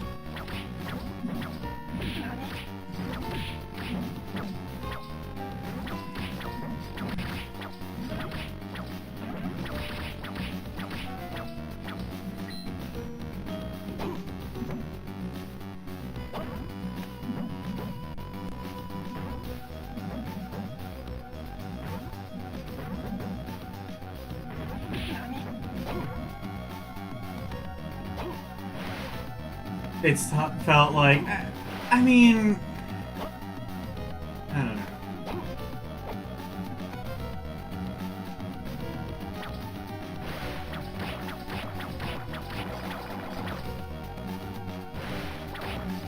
For what it's worth, like, I don't usually kind of like to talk about, like, sort of geopolitical issues, because I used to a lot, and then I just sort of realized, like, I don't know what the fuck I'm talking about, so I don't really do it all that much.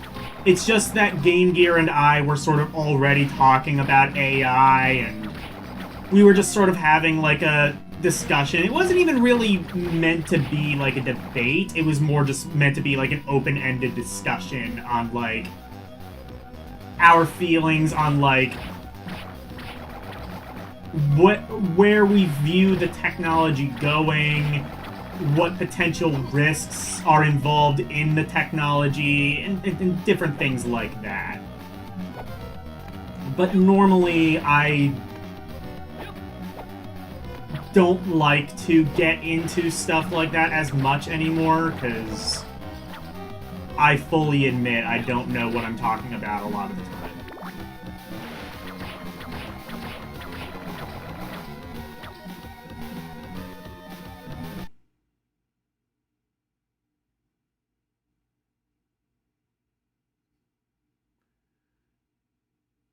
Might be playing the same deck of cards, but not the same number of hands.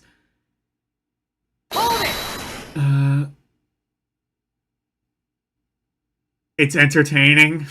Is it? I don't know. I'm just thinking, like, shit, am I gonna, like, turn off a new person on my channel? And I'm sure I already have, regardless, you know.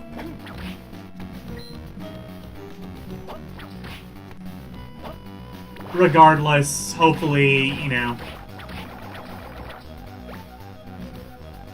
I don't know what I hope anymore. Hopefully hopefully this hasn't been too emotionally draining. I mean, at the end of the day, you know, we're all... I respect you, and I respect your opinion. And more to the point, I think you have a perfectly valid reason to have it.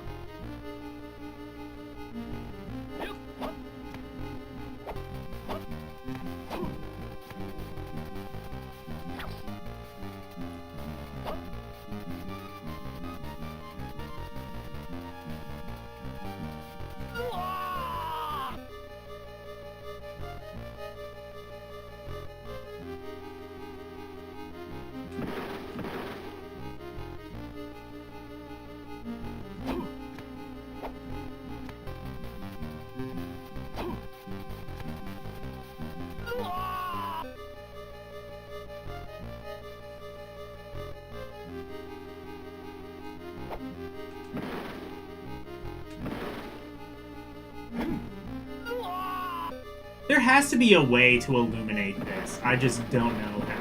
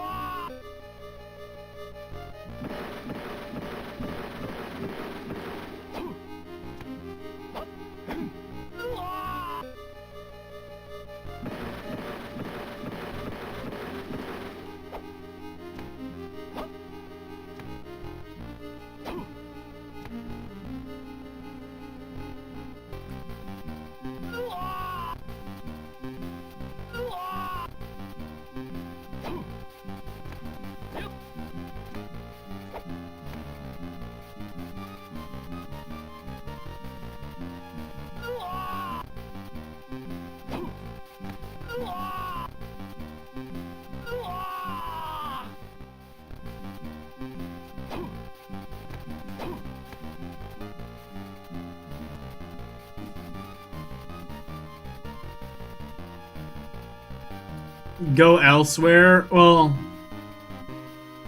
to be fair, I don't think this path actually leads anywhere yet. But I did get, like, some cool, like, stuff, so...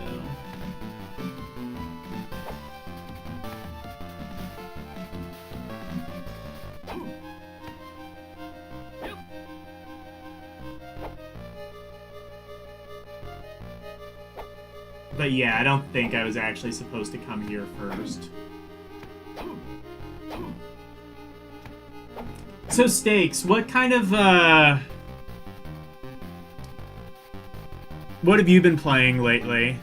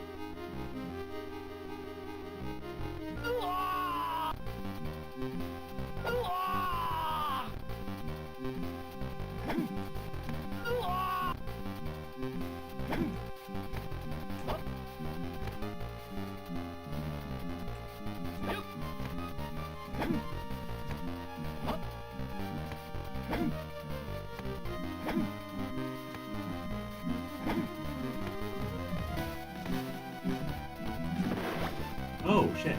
There's a thing.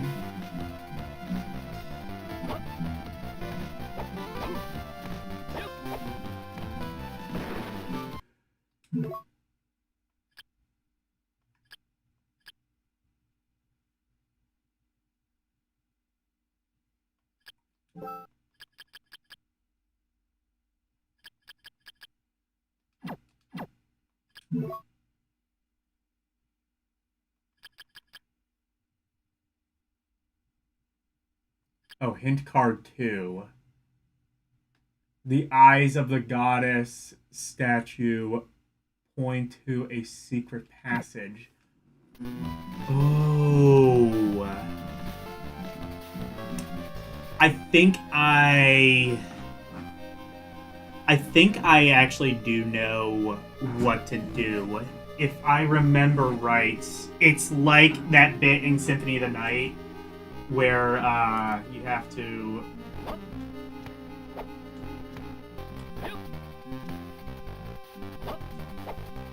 You have to, like, mess with the clock or something. I think you have to, like, stand in a certain place until, like, the clock strikes 12, and then there's, like, a passage that opens.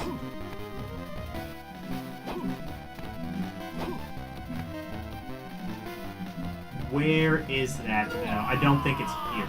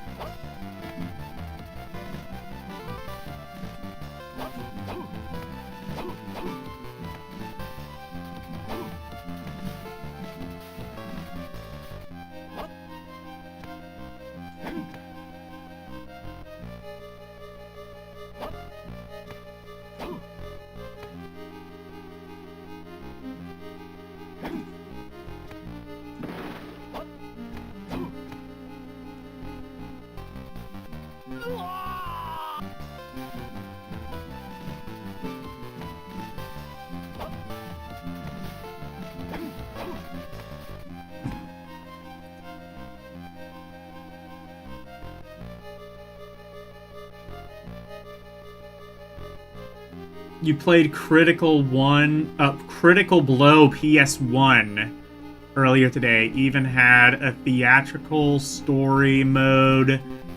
It's a fighting game, Japan only. Hidden gem. Alright. Hidden gem.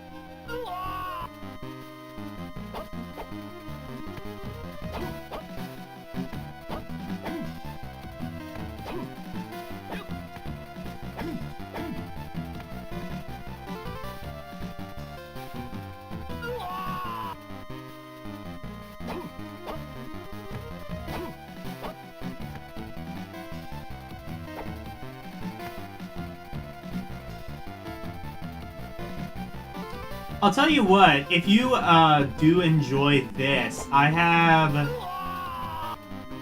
some more like gaming historian type videos and streams, mostly streams, that I do. For example, on Monday, if you enjoy this, you might enjoy other Game Boy Advance games.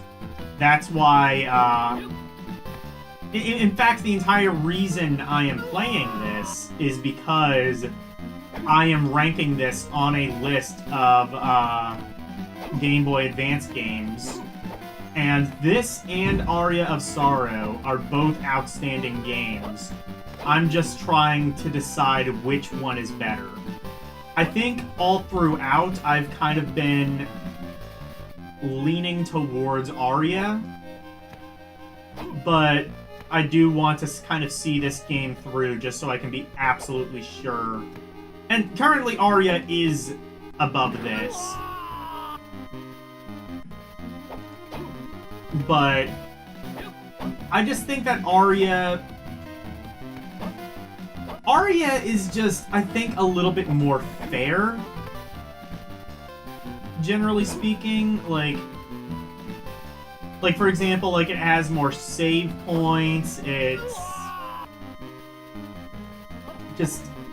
It's a hard game, but I think it's a little bit more possible to make it, like, not insane, if that makes sense.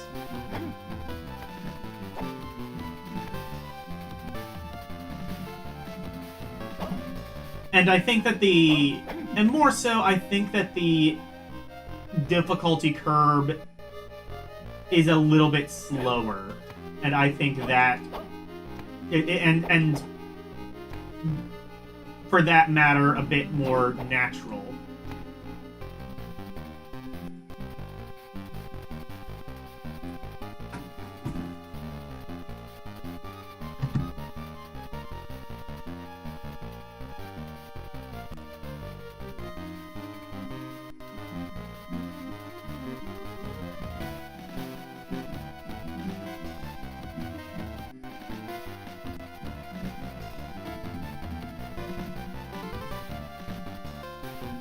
Just the spells are OP versus the boss. Oh, the bosses are easy. It's just, like, the actual game itself. Also, I think I like the souls mechanic of, I mean, yeah, that sounds like a different thing these days, but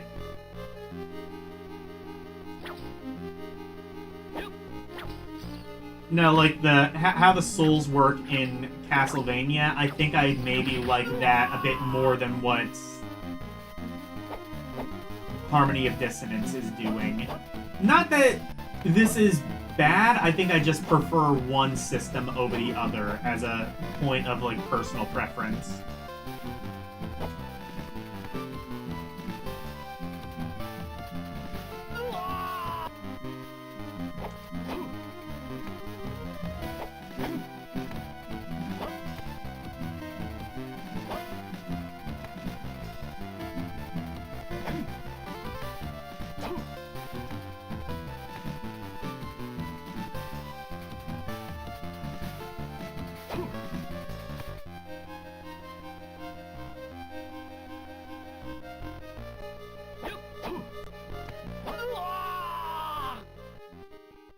Oh, there's spikes up there? I didn't even notice.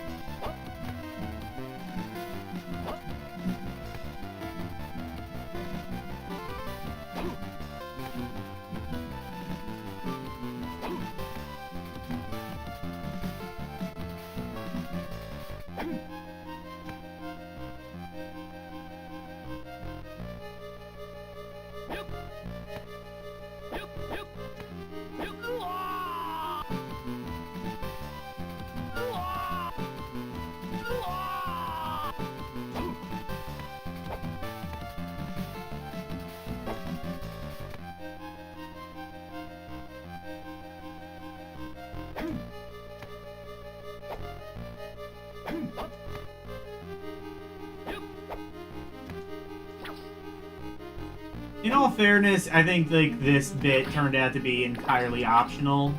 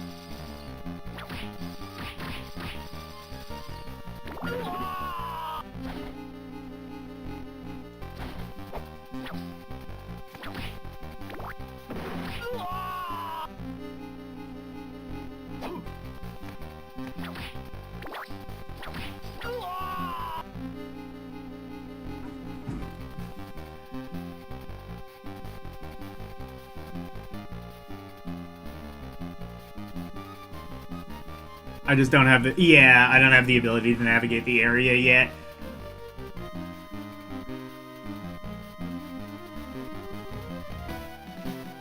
Symphony of the Night Jr. True.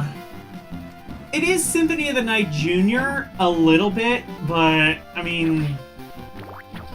I don't know. And maybe that's another thing, is like maybe Aria kind of has a bit more of an identity of in and of itself. Like this is kind of just a worse version of Symphony of the Night, whereas Aria is... Aria is not as good as Symphony of the Night either, but I don't know. I'm still sort of thinking it's a bit better than this.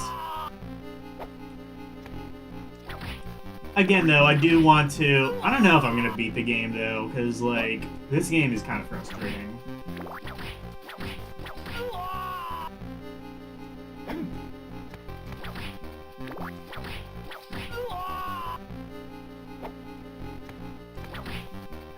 I mostly just want to see, like, what... I think at this point, I'm mostly just kind of seeing, like, what else can you unlock?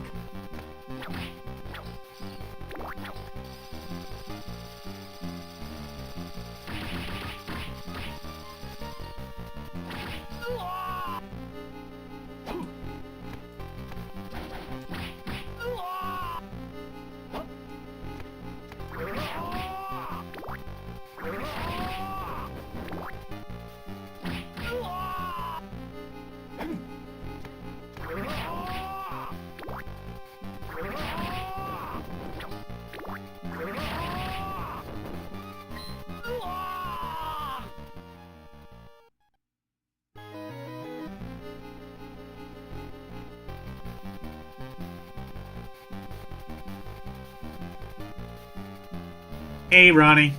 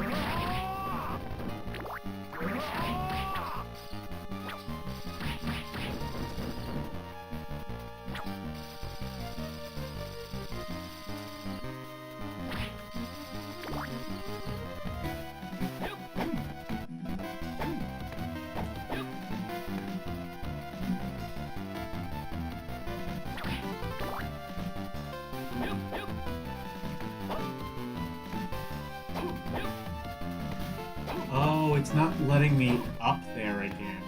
Shit.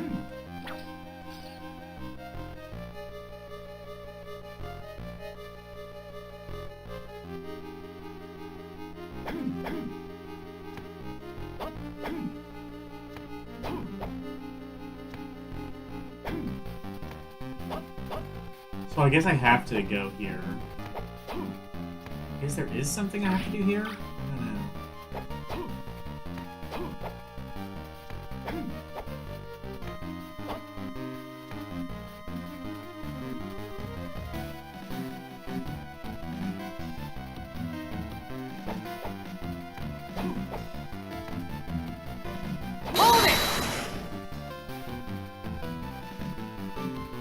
I'm trying to double jump. It's not letting me.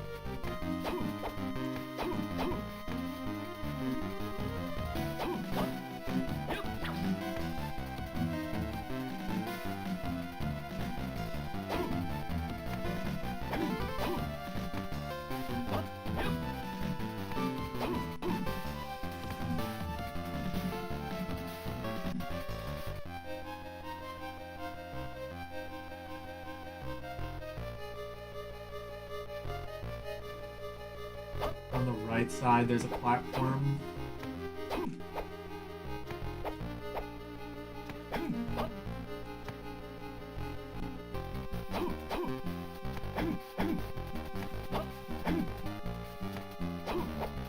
I don't think so, though, is the thing. Oh, wait. Oh, I see. Hang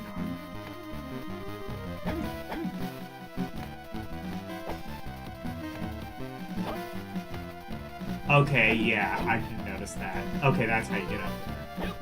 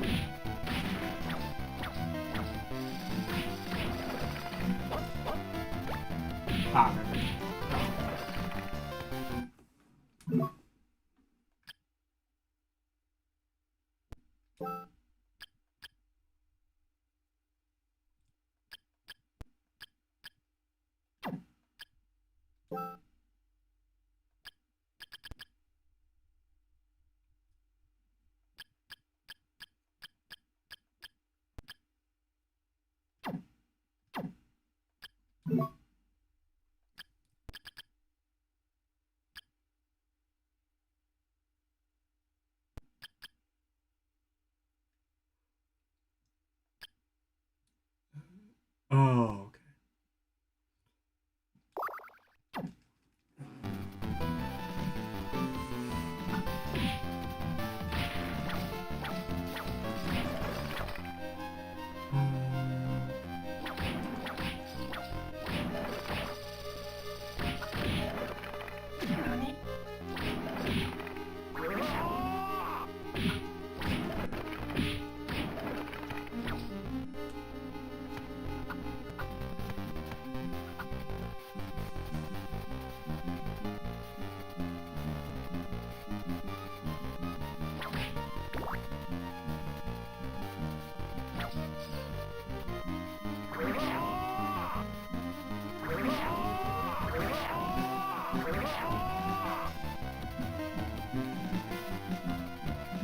There's a crazy idea I had.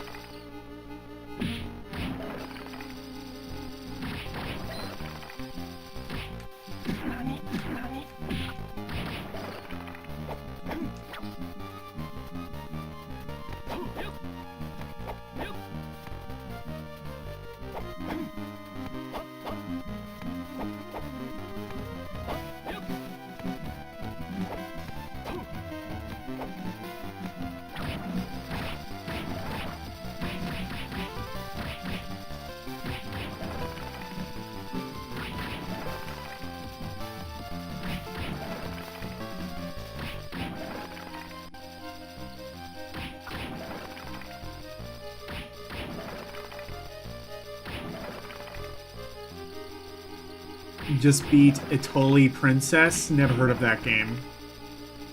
L-approved game? I'm sure it is.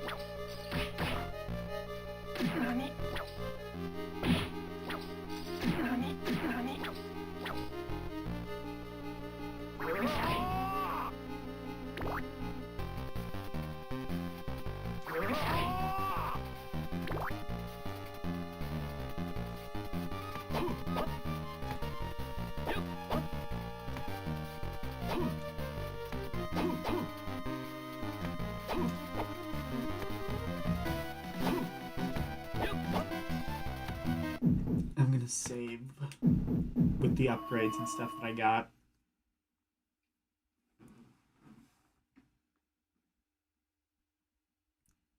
Top-down run-and-gun platformer for Sharp X68000. Hot diggity damn.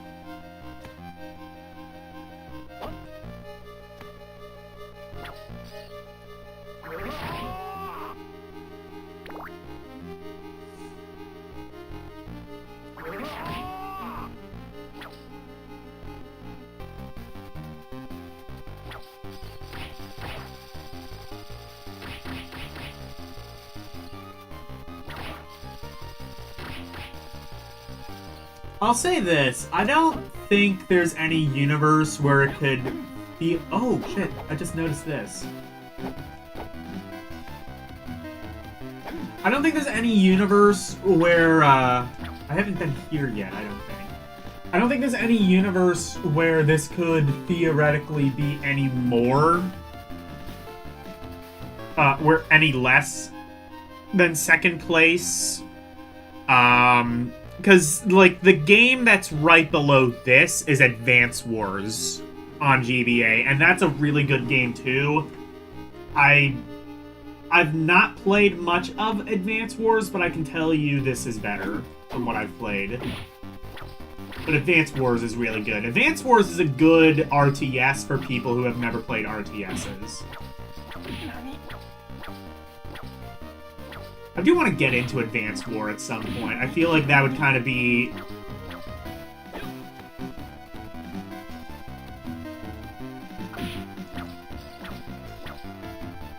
maybe a bit too much for a Sunday stream, but maybe as like a mainline game.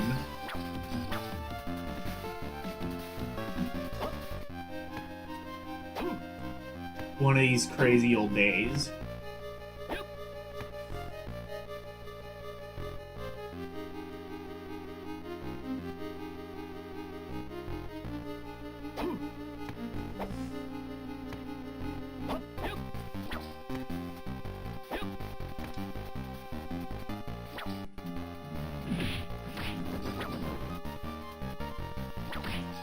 I think the other reason I'm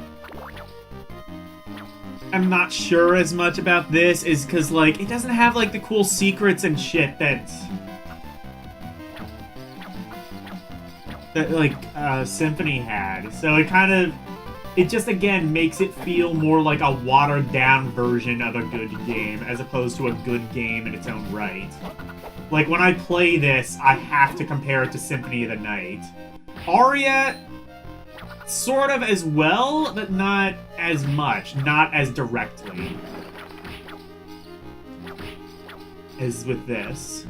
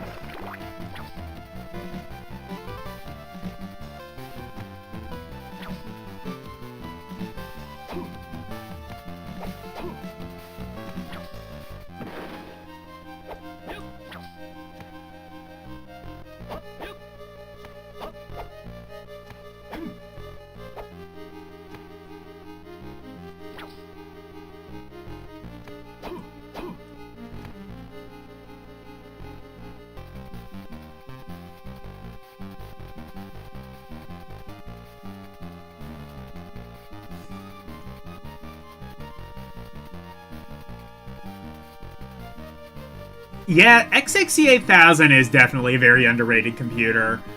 I don't actually know, like, much about the originals on X68000. I would be tempted to do, like an X68000, like, edition of Rompuri, but one, I don't know how many people are familiar with the computer, and two, I'm not really familiar with a lot of the originals. A lot of what I know about X68000 is, like, arcade ports, which... It was able to do, like, some pretty good arcade ports of, like, Space Harrier and stuff like that. Like, near arcade perfect.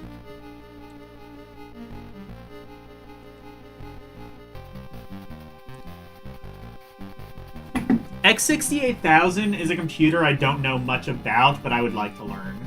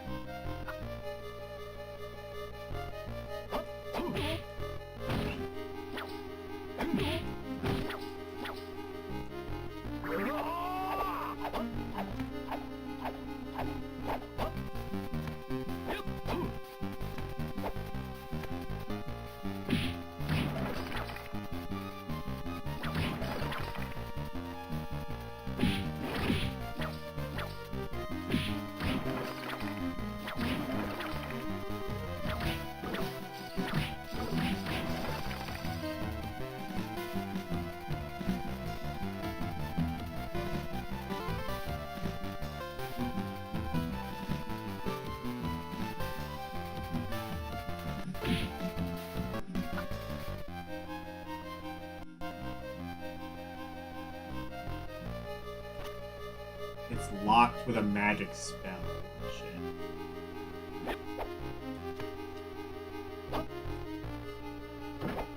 I think that's actually just gonna...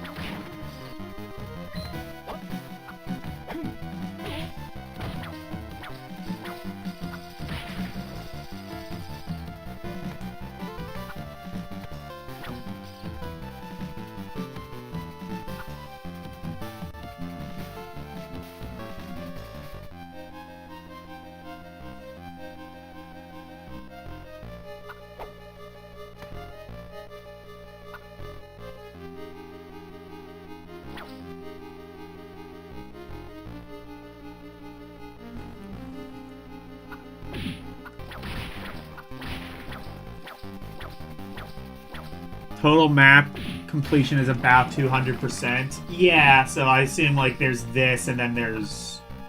I don't know if there's an upside-down castle. I'm guessing yes.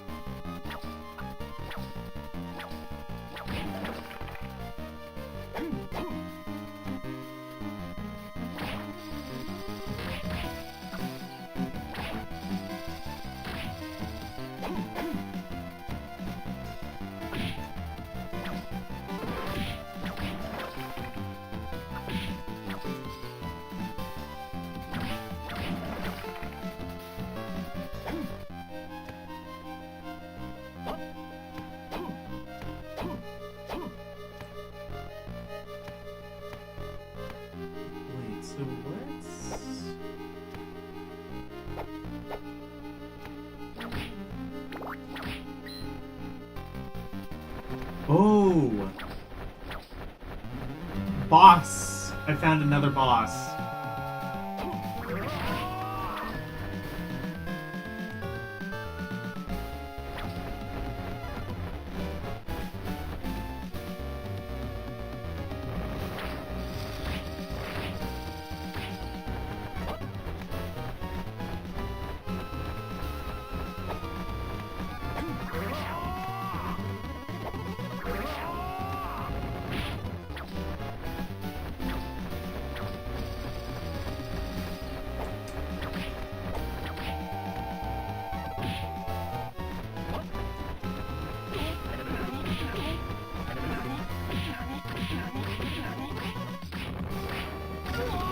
Okay, I think I want a better super.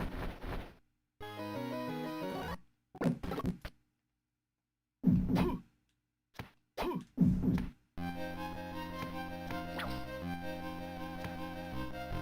get the one down here.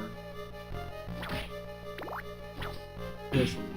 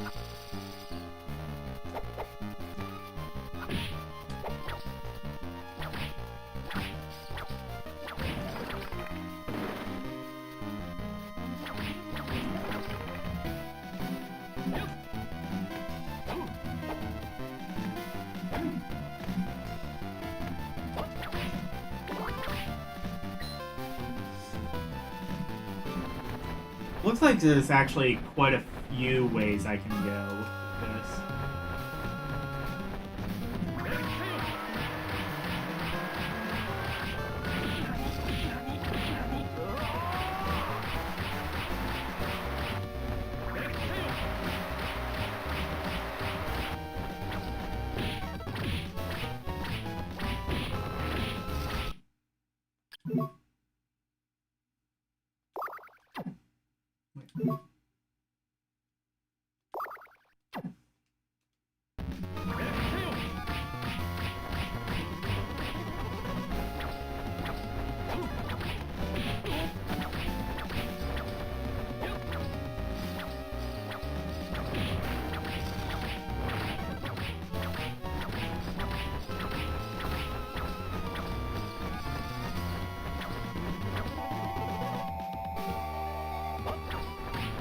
This boss is pretty easy, I think. Just a bit of a sponge.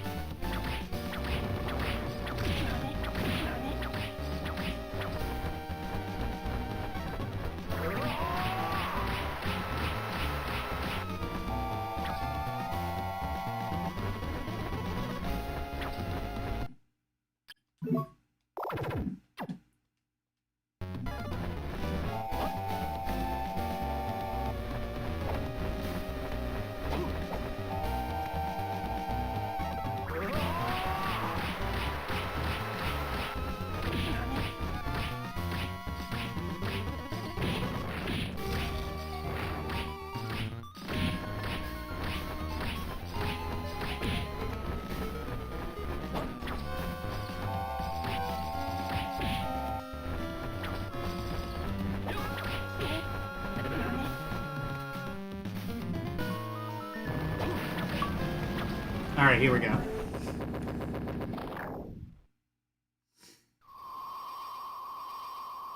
Juice 2 OP, yeah.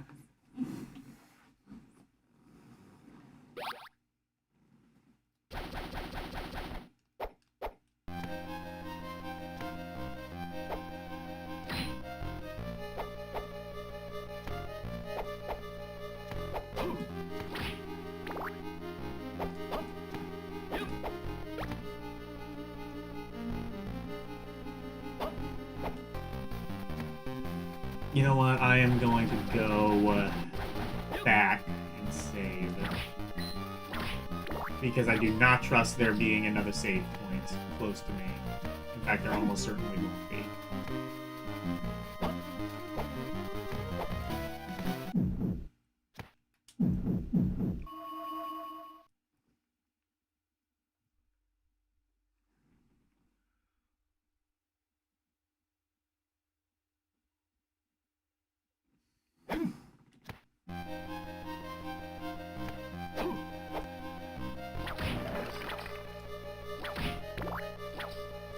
So, I've, like, found, like, a couple of places I can explore.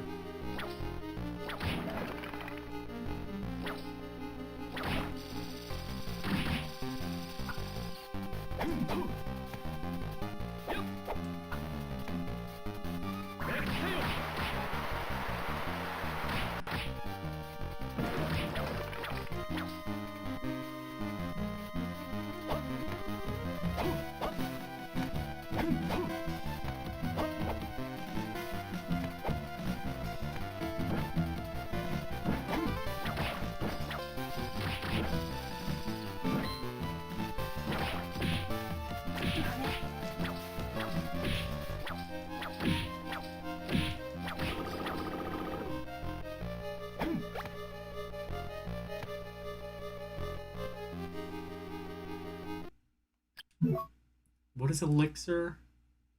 Oh, restores all HP. I'm saving that.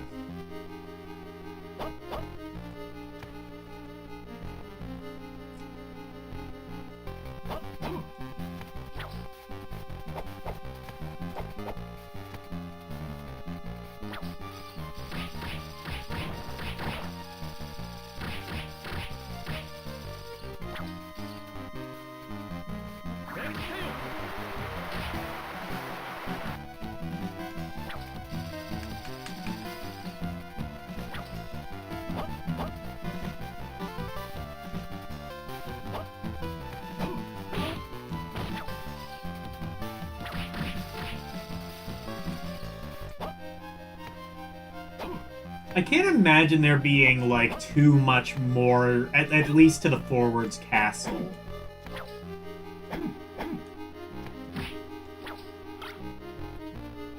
Because, like, this is kind of, like, almost... Oh, no, wait, no. There's, like, still more room in the top left corner for, like, more shit. Yeah.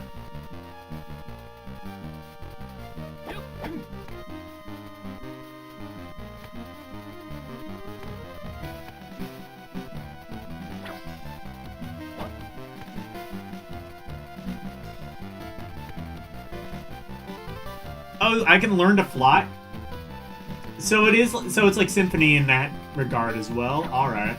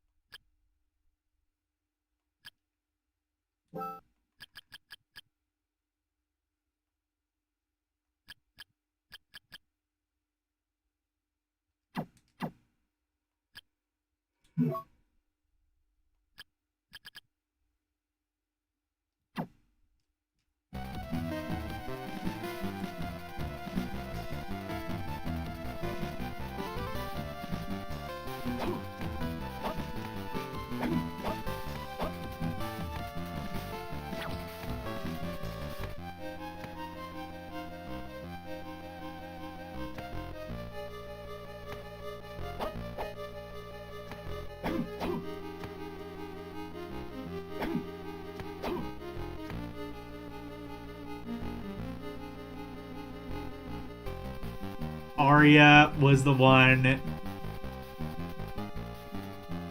with bat. Oh, did Arya have bat form as well? I don't remember that. Well, for sure Symphony did it. Like, you could transform into a dog, you could also transform into a bat and fly.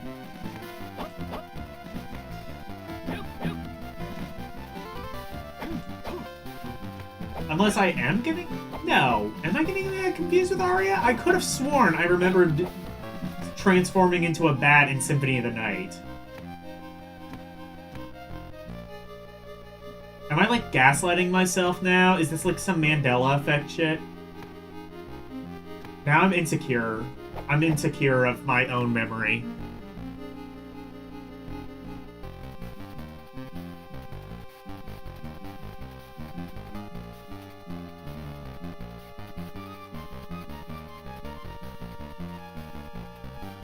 Yeah, wolf form is useless in Symphony. It just makes you go a bit faster, but you can't attack, so what's the point?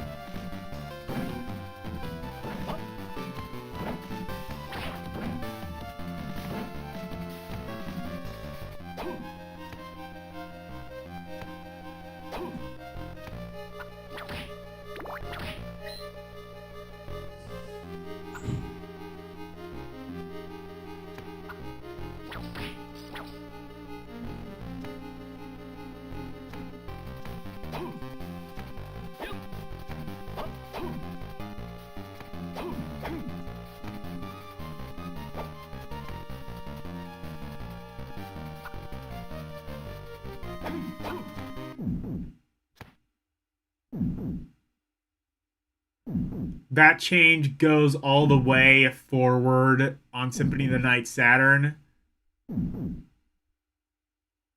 Alright, bye, Arus.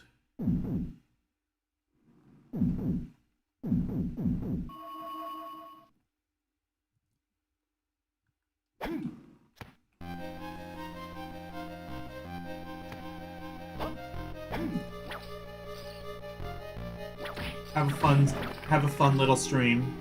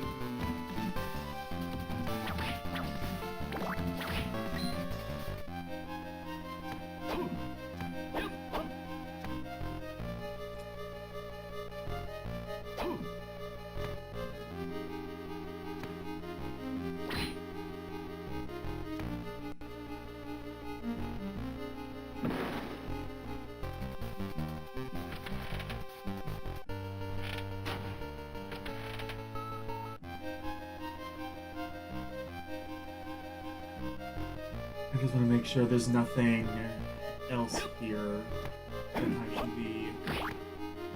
concern myself with.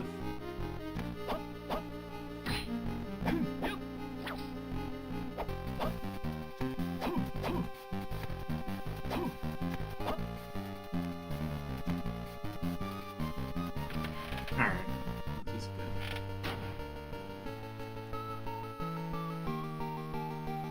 Whoa.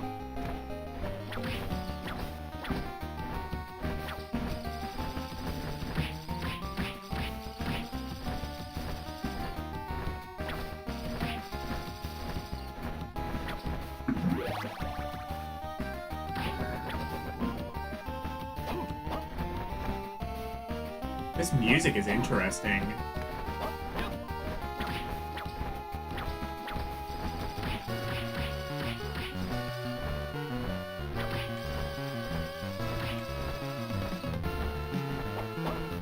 don't know if it's supposed to be off-key like this. I mean, I could see it either way. This, like, just being, like, an aesthetic choice. But also, like... Oh god, the Castlevania 3 gears. Actually, I think they might have been in Castlevania 4 as well. In fact, I'm almost positive they were.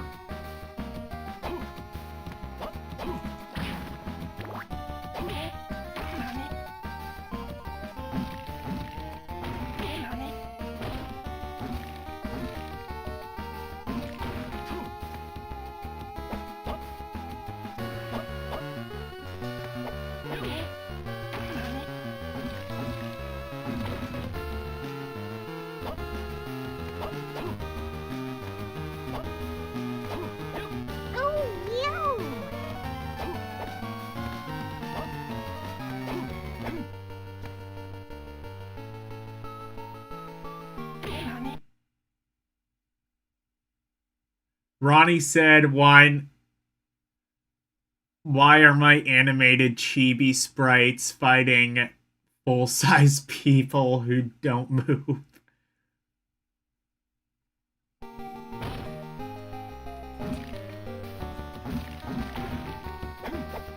Everybody must get stoned!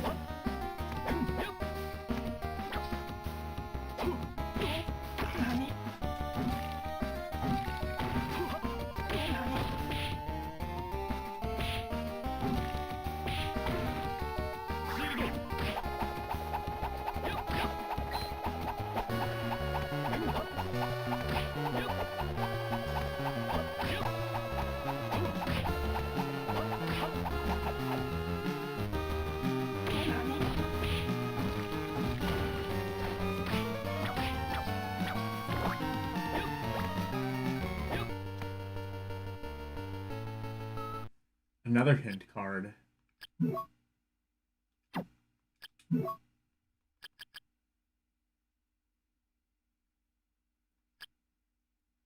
Hint card 4, I guess.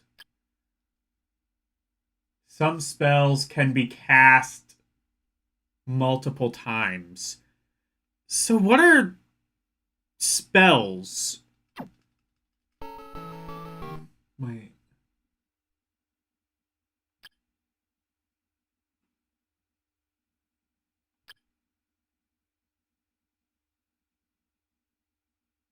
How do spells work in this game? Is that like in Symphony of the Night where you do like different combos on the D-pad and shit happens? Oh, spells are just my sub-weapons? Oh, I could have opened that one door then.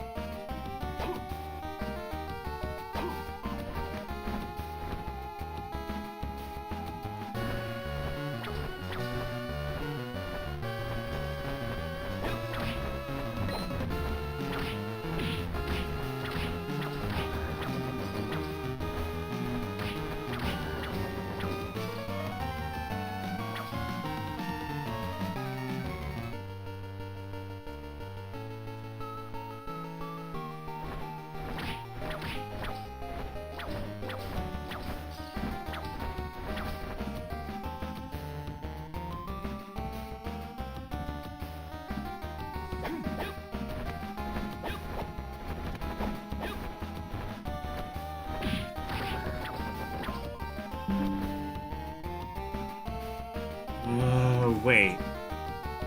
What did I just... Oh, it's fucking... I just got, like, a notification. I don't know what that was. I hope that's not my computer trying to... No. No, it's not that kind of notification.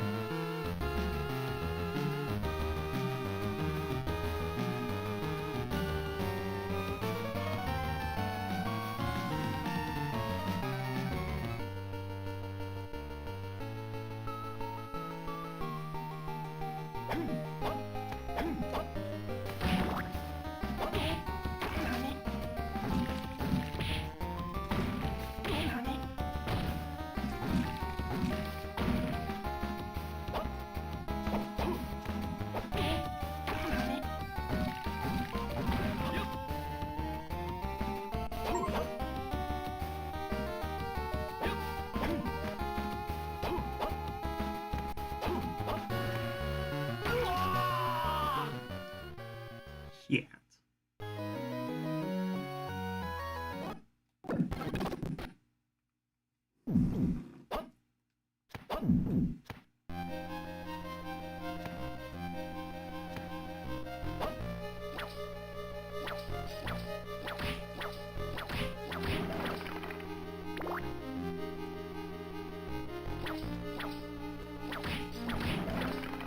You know what? I am gonna go, back the one way so I can get, like, the extra shit.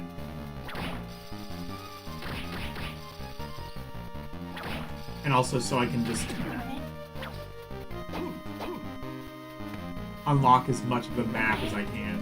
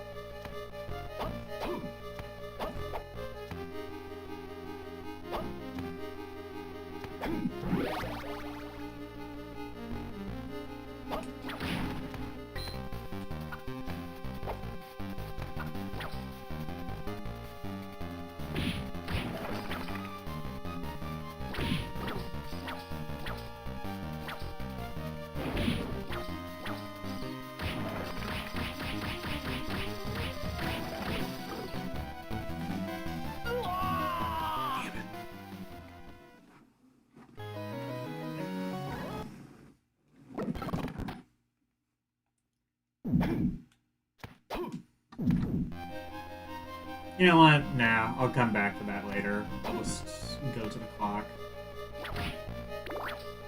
I'm sure it'll give me an opportunity to do that.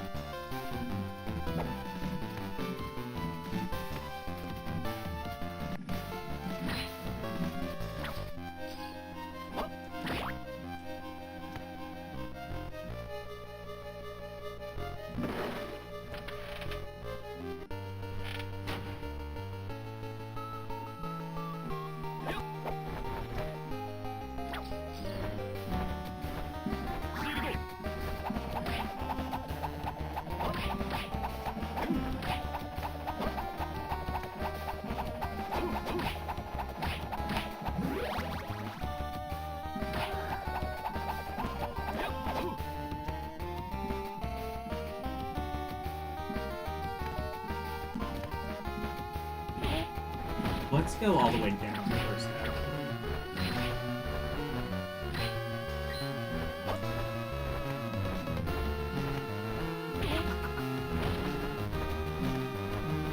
Oh, there's quite a bit.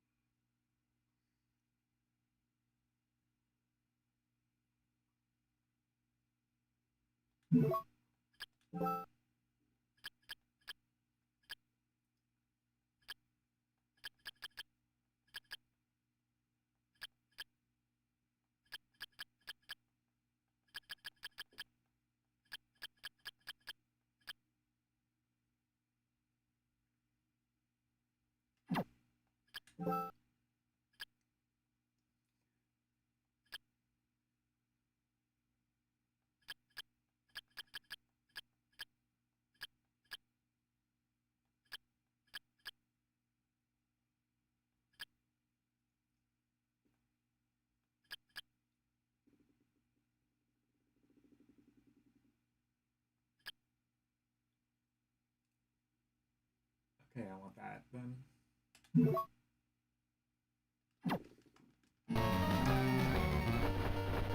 Hey, Nintendo.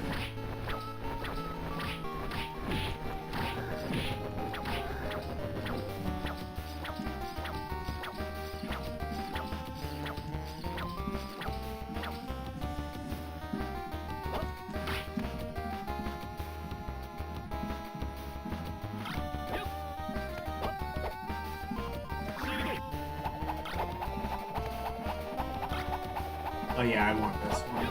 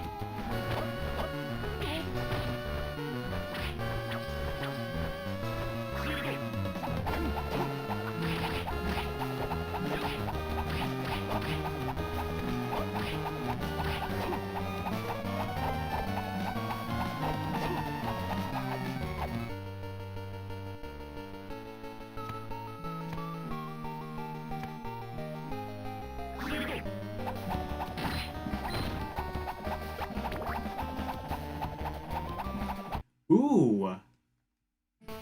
I unlocked more of the castle map. Sexy.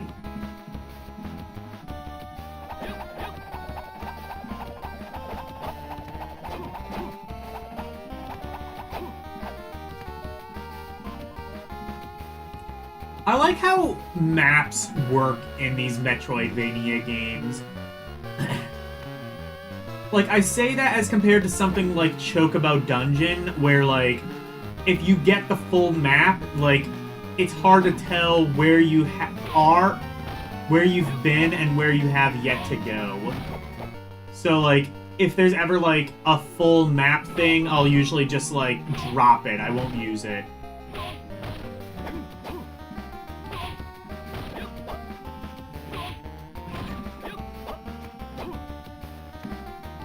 He says, "Don't!" like Homer Simpson. I like that.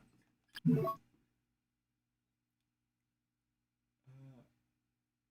not yet.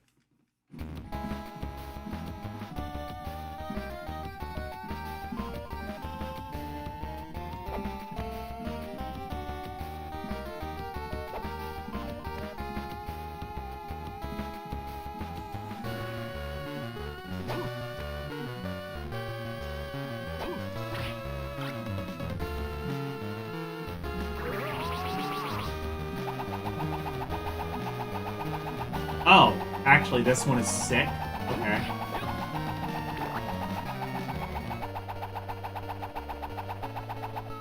The spell is kinda sorta OP. I want to keep this as long as I can.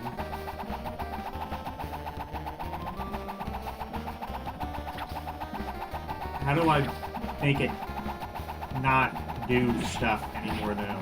I guess not. I guess I can't. It just goes until it runs out.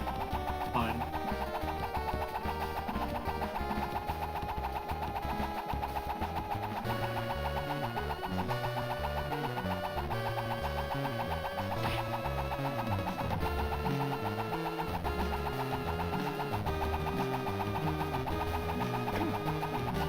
This is real conservative, too, on MP. Holy shit, this is kind of fucking OP. Still going. Best spell in the game.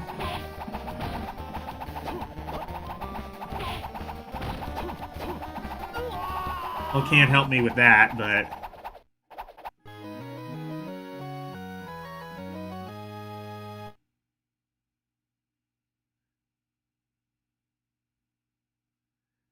Is AI voice generation the end of Vocaloid? TBD. I mean, well, AI music is a thing. Like, AI music kind of theoretically threatens music in general. Although, like, here's my argument with that.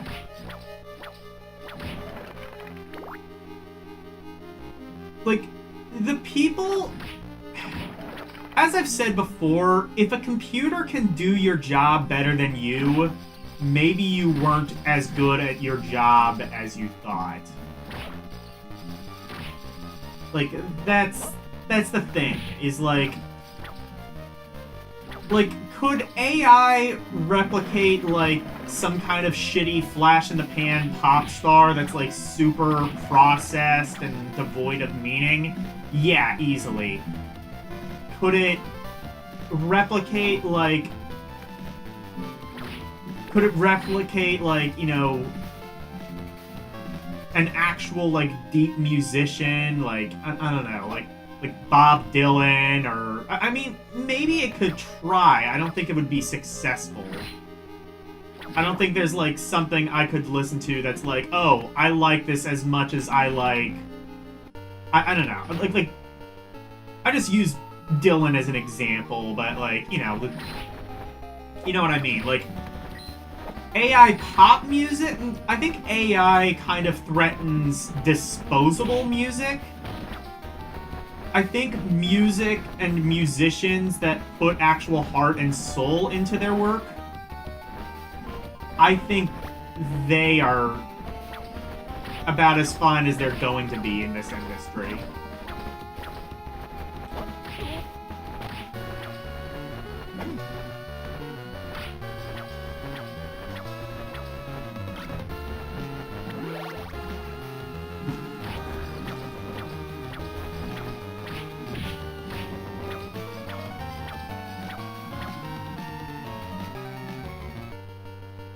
AI voice sounds more realistic than Vocaloid. Yeah, but I don't think that's the point.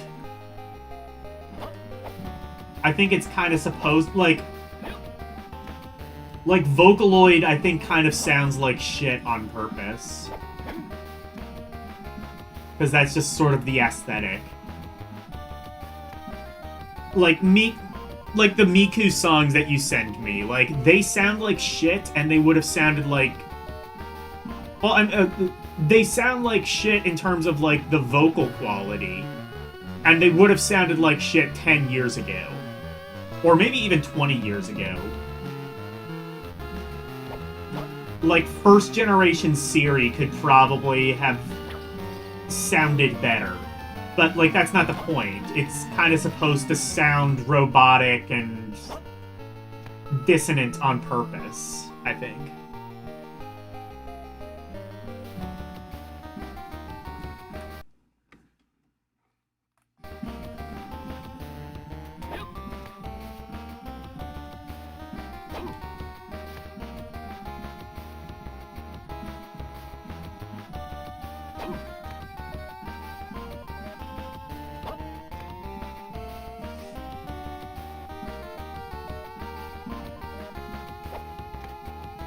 Like, if your concern is that AI is threatening music, you should maybe be more concerned about how overly processed regular music is to begin with.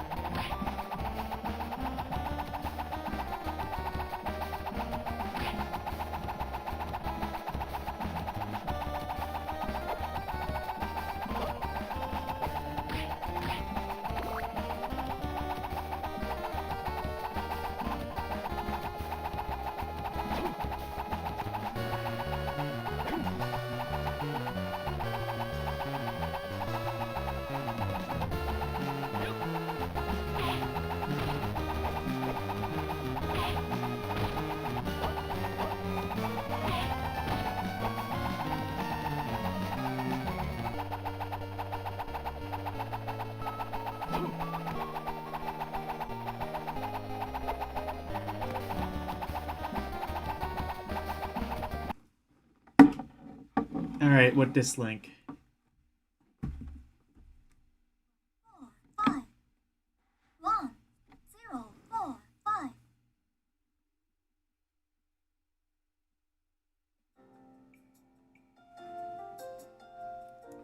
I'm gonna skip ahead a bit.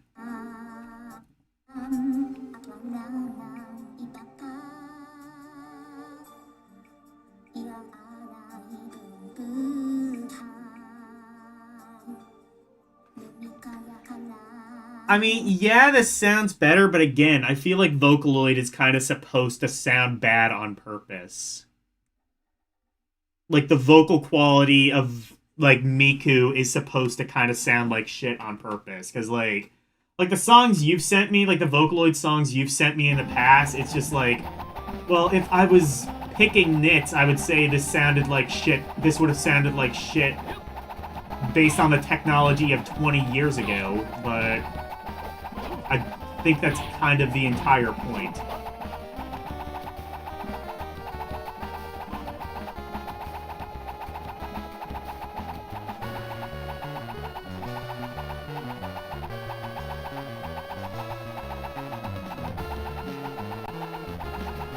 It provides...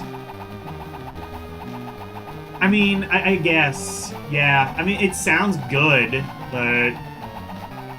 I don't know. To what end?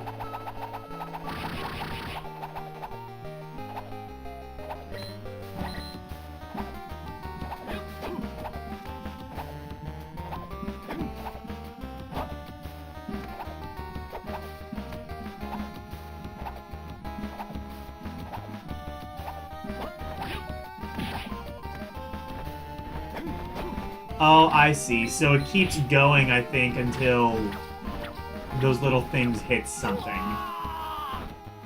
Or, I don't know. Hey, York.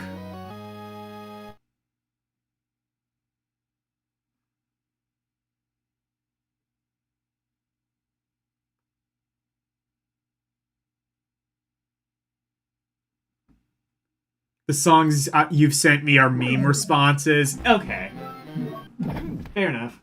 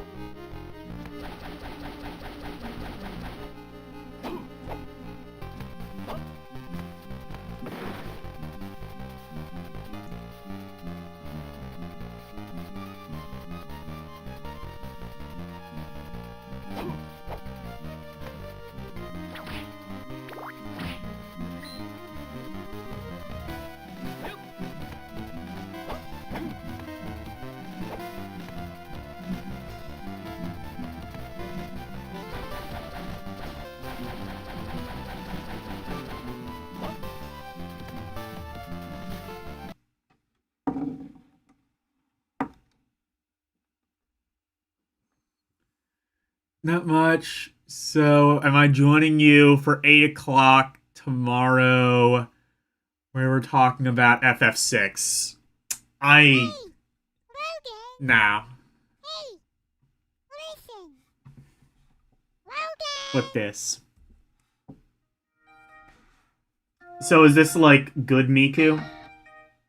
Good Vocaloid? Wait, is this Vocaloid or is it AI? I'm a little bit confused.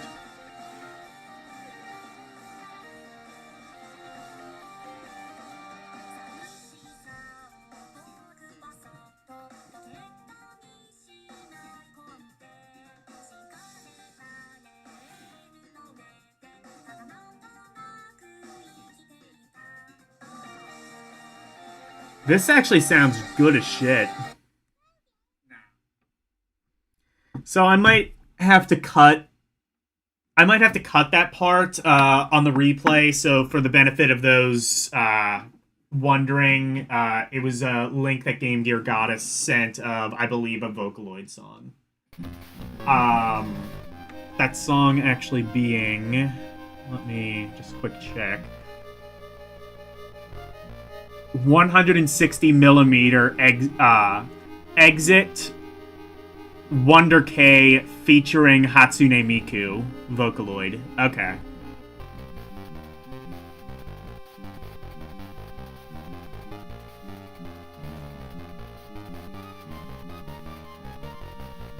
Oh, it doesn't even sound audible? Okay, never mind then. It's not even gonna be picked up.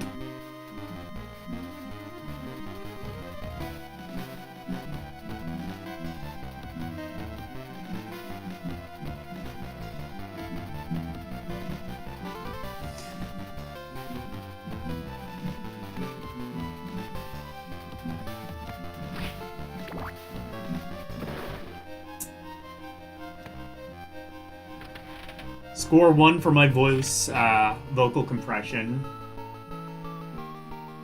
Actually, that's something AI can theoretically do. In fact, somebody's working on that. Who's working on that? There was like an app that's like, and it's by like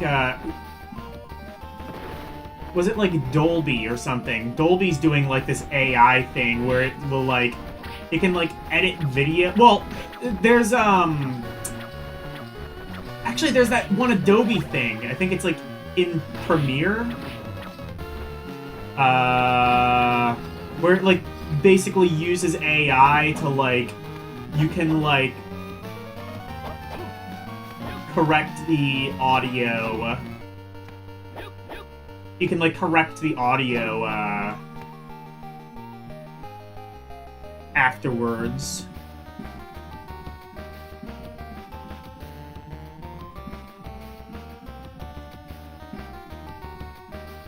Vocaloid songs are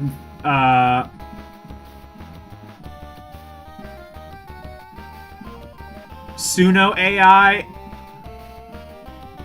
is a song from One Prompt. Yeah, no, I was talking about like audio compression. Like theoretically, I think it's actually possible for me to have even better audio compression if I wanted.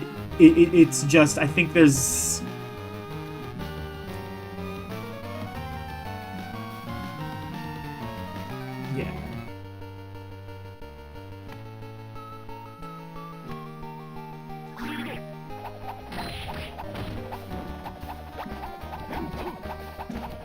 But yeah, like, what I have now is fine. It actually works really well. Just by virtue of, like... I think it works better here than it did at my old place, actually because this room has a bit more echo.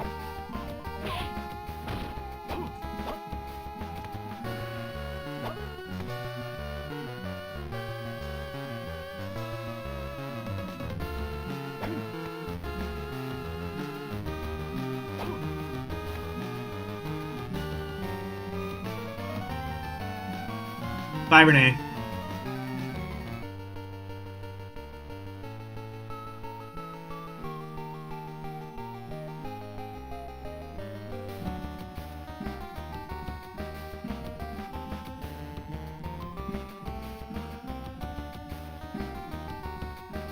You don't even play that game. I don't even know. What are we talking about? Oh.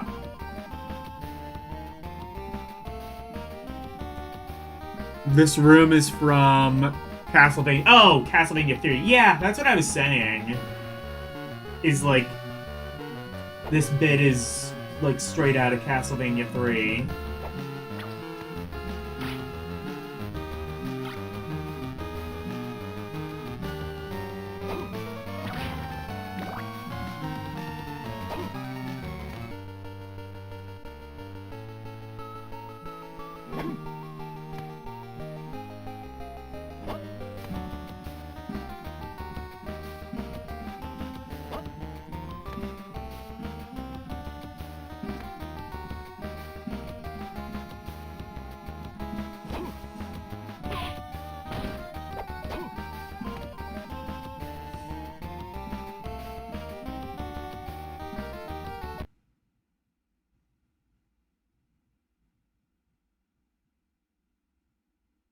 Put us for the hype train tomorrow at 8:30 or at 8 o'clock when you get to talk about the famous RPGs FF6, Chronos Trigger,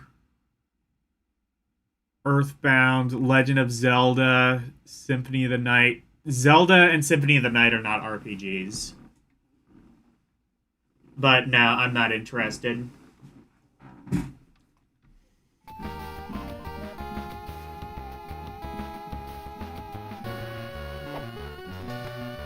I will say, though, I have a feeling Elle is going to have a fun time critiquing the stream on her Tuesday stream. I just have a gut feeling. I don't know why. Probably unfounded.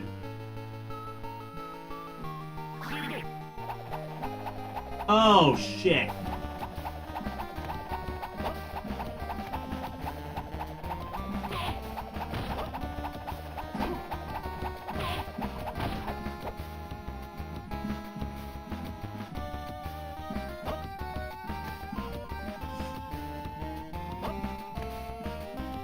I didn't get the right thing.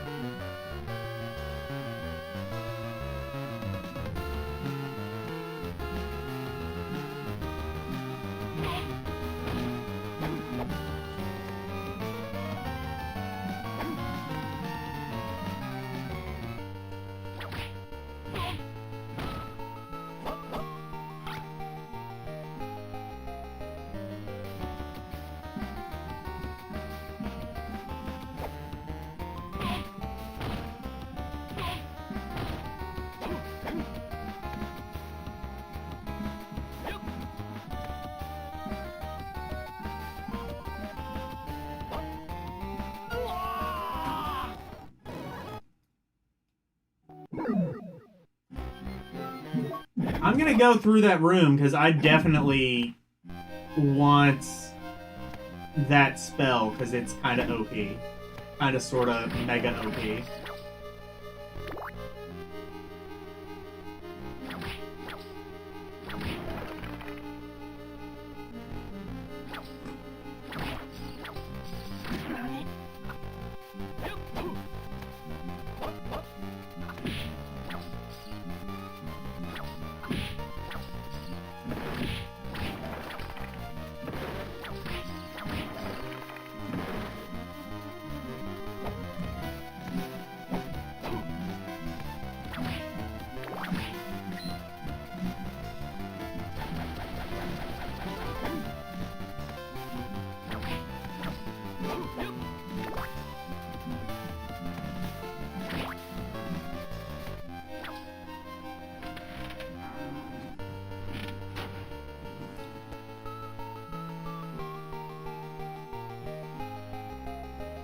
Zelda's not an RPG for sure.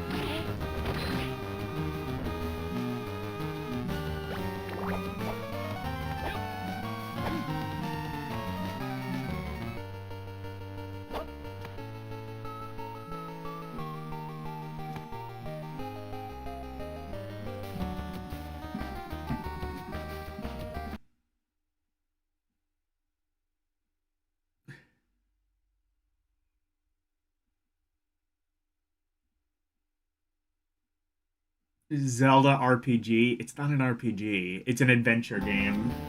Zelda 2 has RPG elements, I guess. But even that, I think, is a bit of a stretch.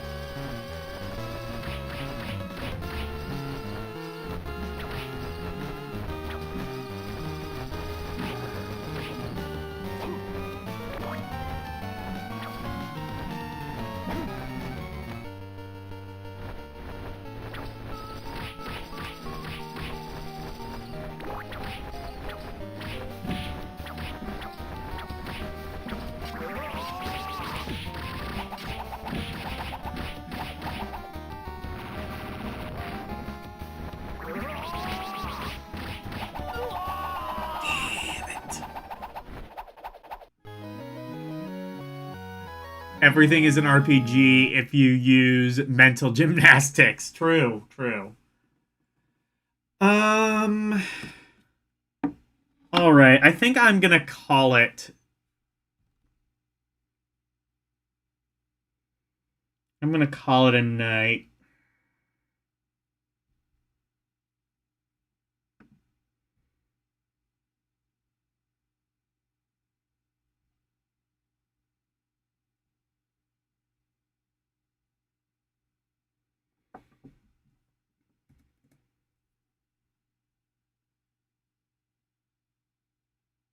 No, Tetris is a fighting game. That is true. It is a fighting game.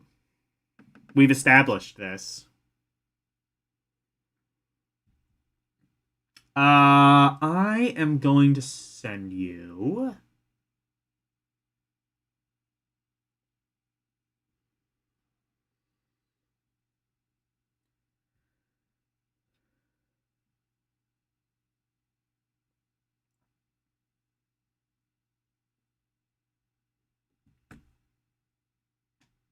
I think the only people live right now are Janked Jesus and Arus, and I sent you to Arus last time, so I will send you to Janked Jesus this time.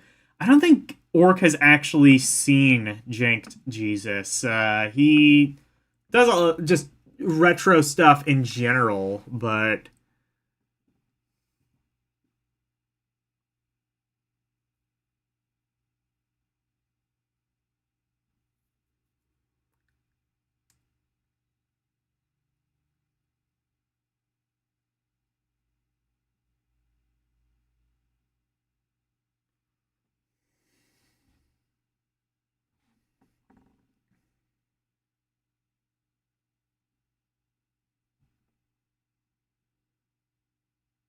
yeah, go to both, I guess. Fair enough. So tomorrow I will be playing more Game Boy Advance games, beginning with the letter E. We've got E.T., we've got X vs. Sever. One of these properties actually succeeded. The other one kinda sucked, I think. I don't know. I've never seen the Ballistic X vs. Sever movie, but I don't think, to be fair, I don't think anybody else has either.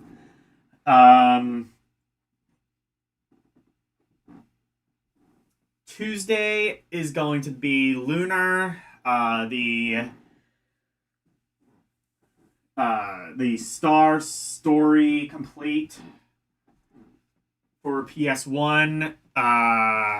Thursday is going to be a very special stream because I will be to celebrate my birthday, my 27th birthday. I will be taking a look at Electronic Gaming Monthly from November of 1998. We're going to see what games were big when I was rocketing out the cooch cannon. I'm sorry, that was disgusting. I apologize. But we will see what games were big in 1998. Saturday will be... no, Saturday I'm not going to be streaming to celebrate, like, my actual birthday. But Sunday, I will be playing more Castlevania Harmony of Dissonance for Game Boy Advance.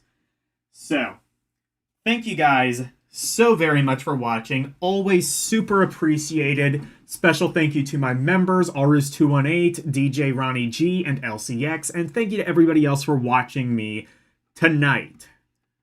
Thank you, Karumim Good Gamer, Arus218, DJ Ronnie G, Game Gear Goddess, Orc War Chief Reviews, Prime 1, Renee W, Verducci Man, Nintendo Vaults, Red 40, and Steaks and Bacon. Thank you guys so very much for watching. Good night. Thank you for going to my TED Talk. Bye, everyone. It's the intro, and here's the outro freeze. Friday freak of interpretation, sweeping the nation, doing his thing. But wait, if you wanna see more of me, become a member. Watch some movies on LD and cinema. Play some games on Rum Roulette and request to be part of the community. Join the Discord, talking about games, music, rum requests, and more. Join now. That's all of the plugs that I've made. Thank you all for watching. Now let's raid!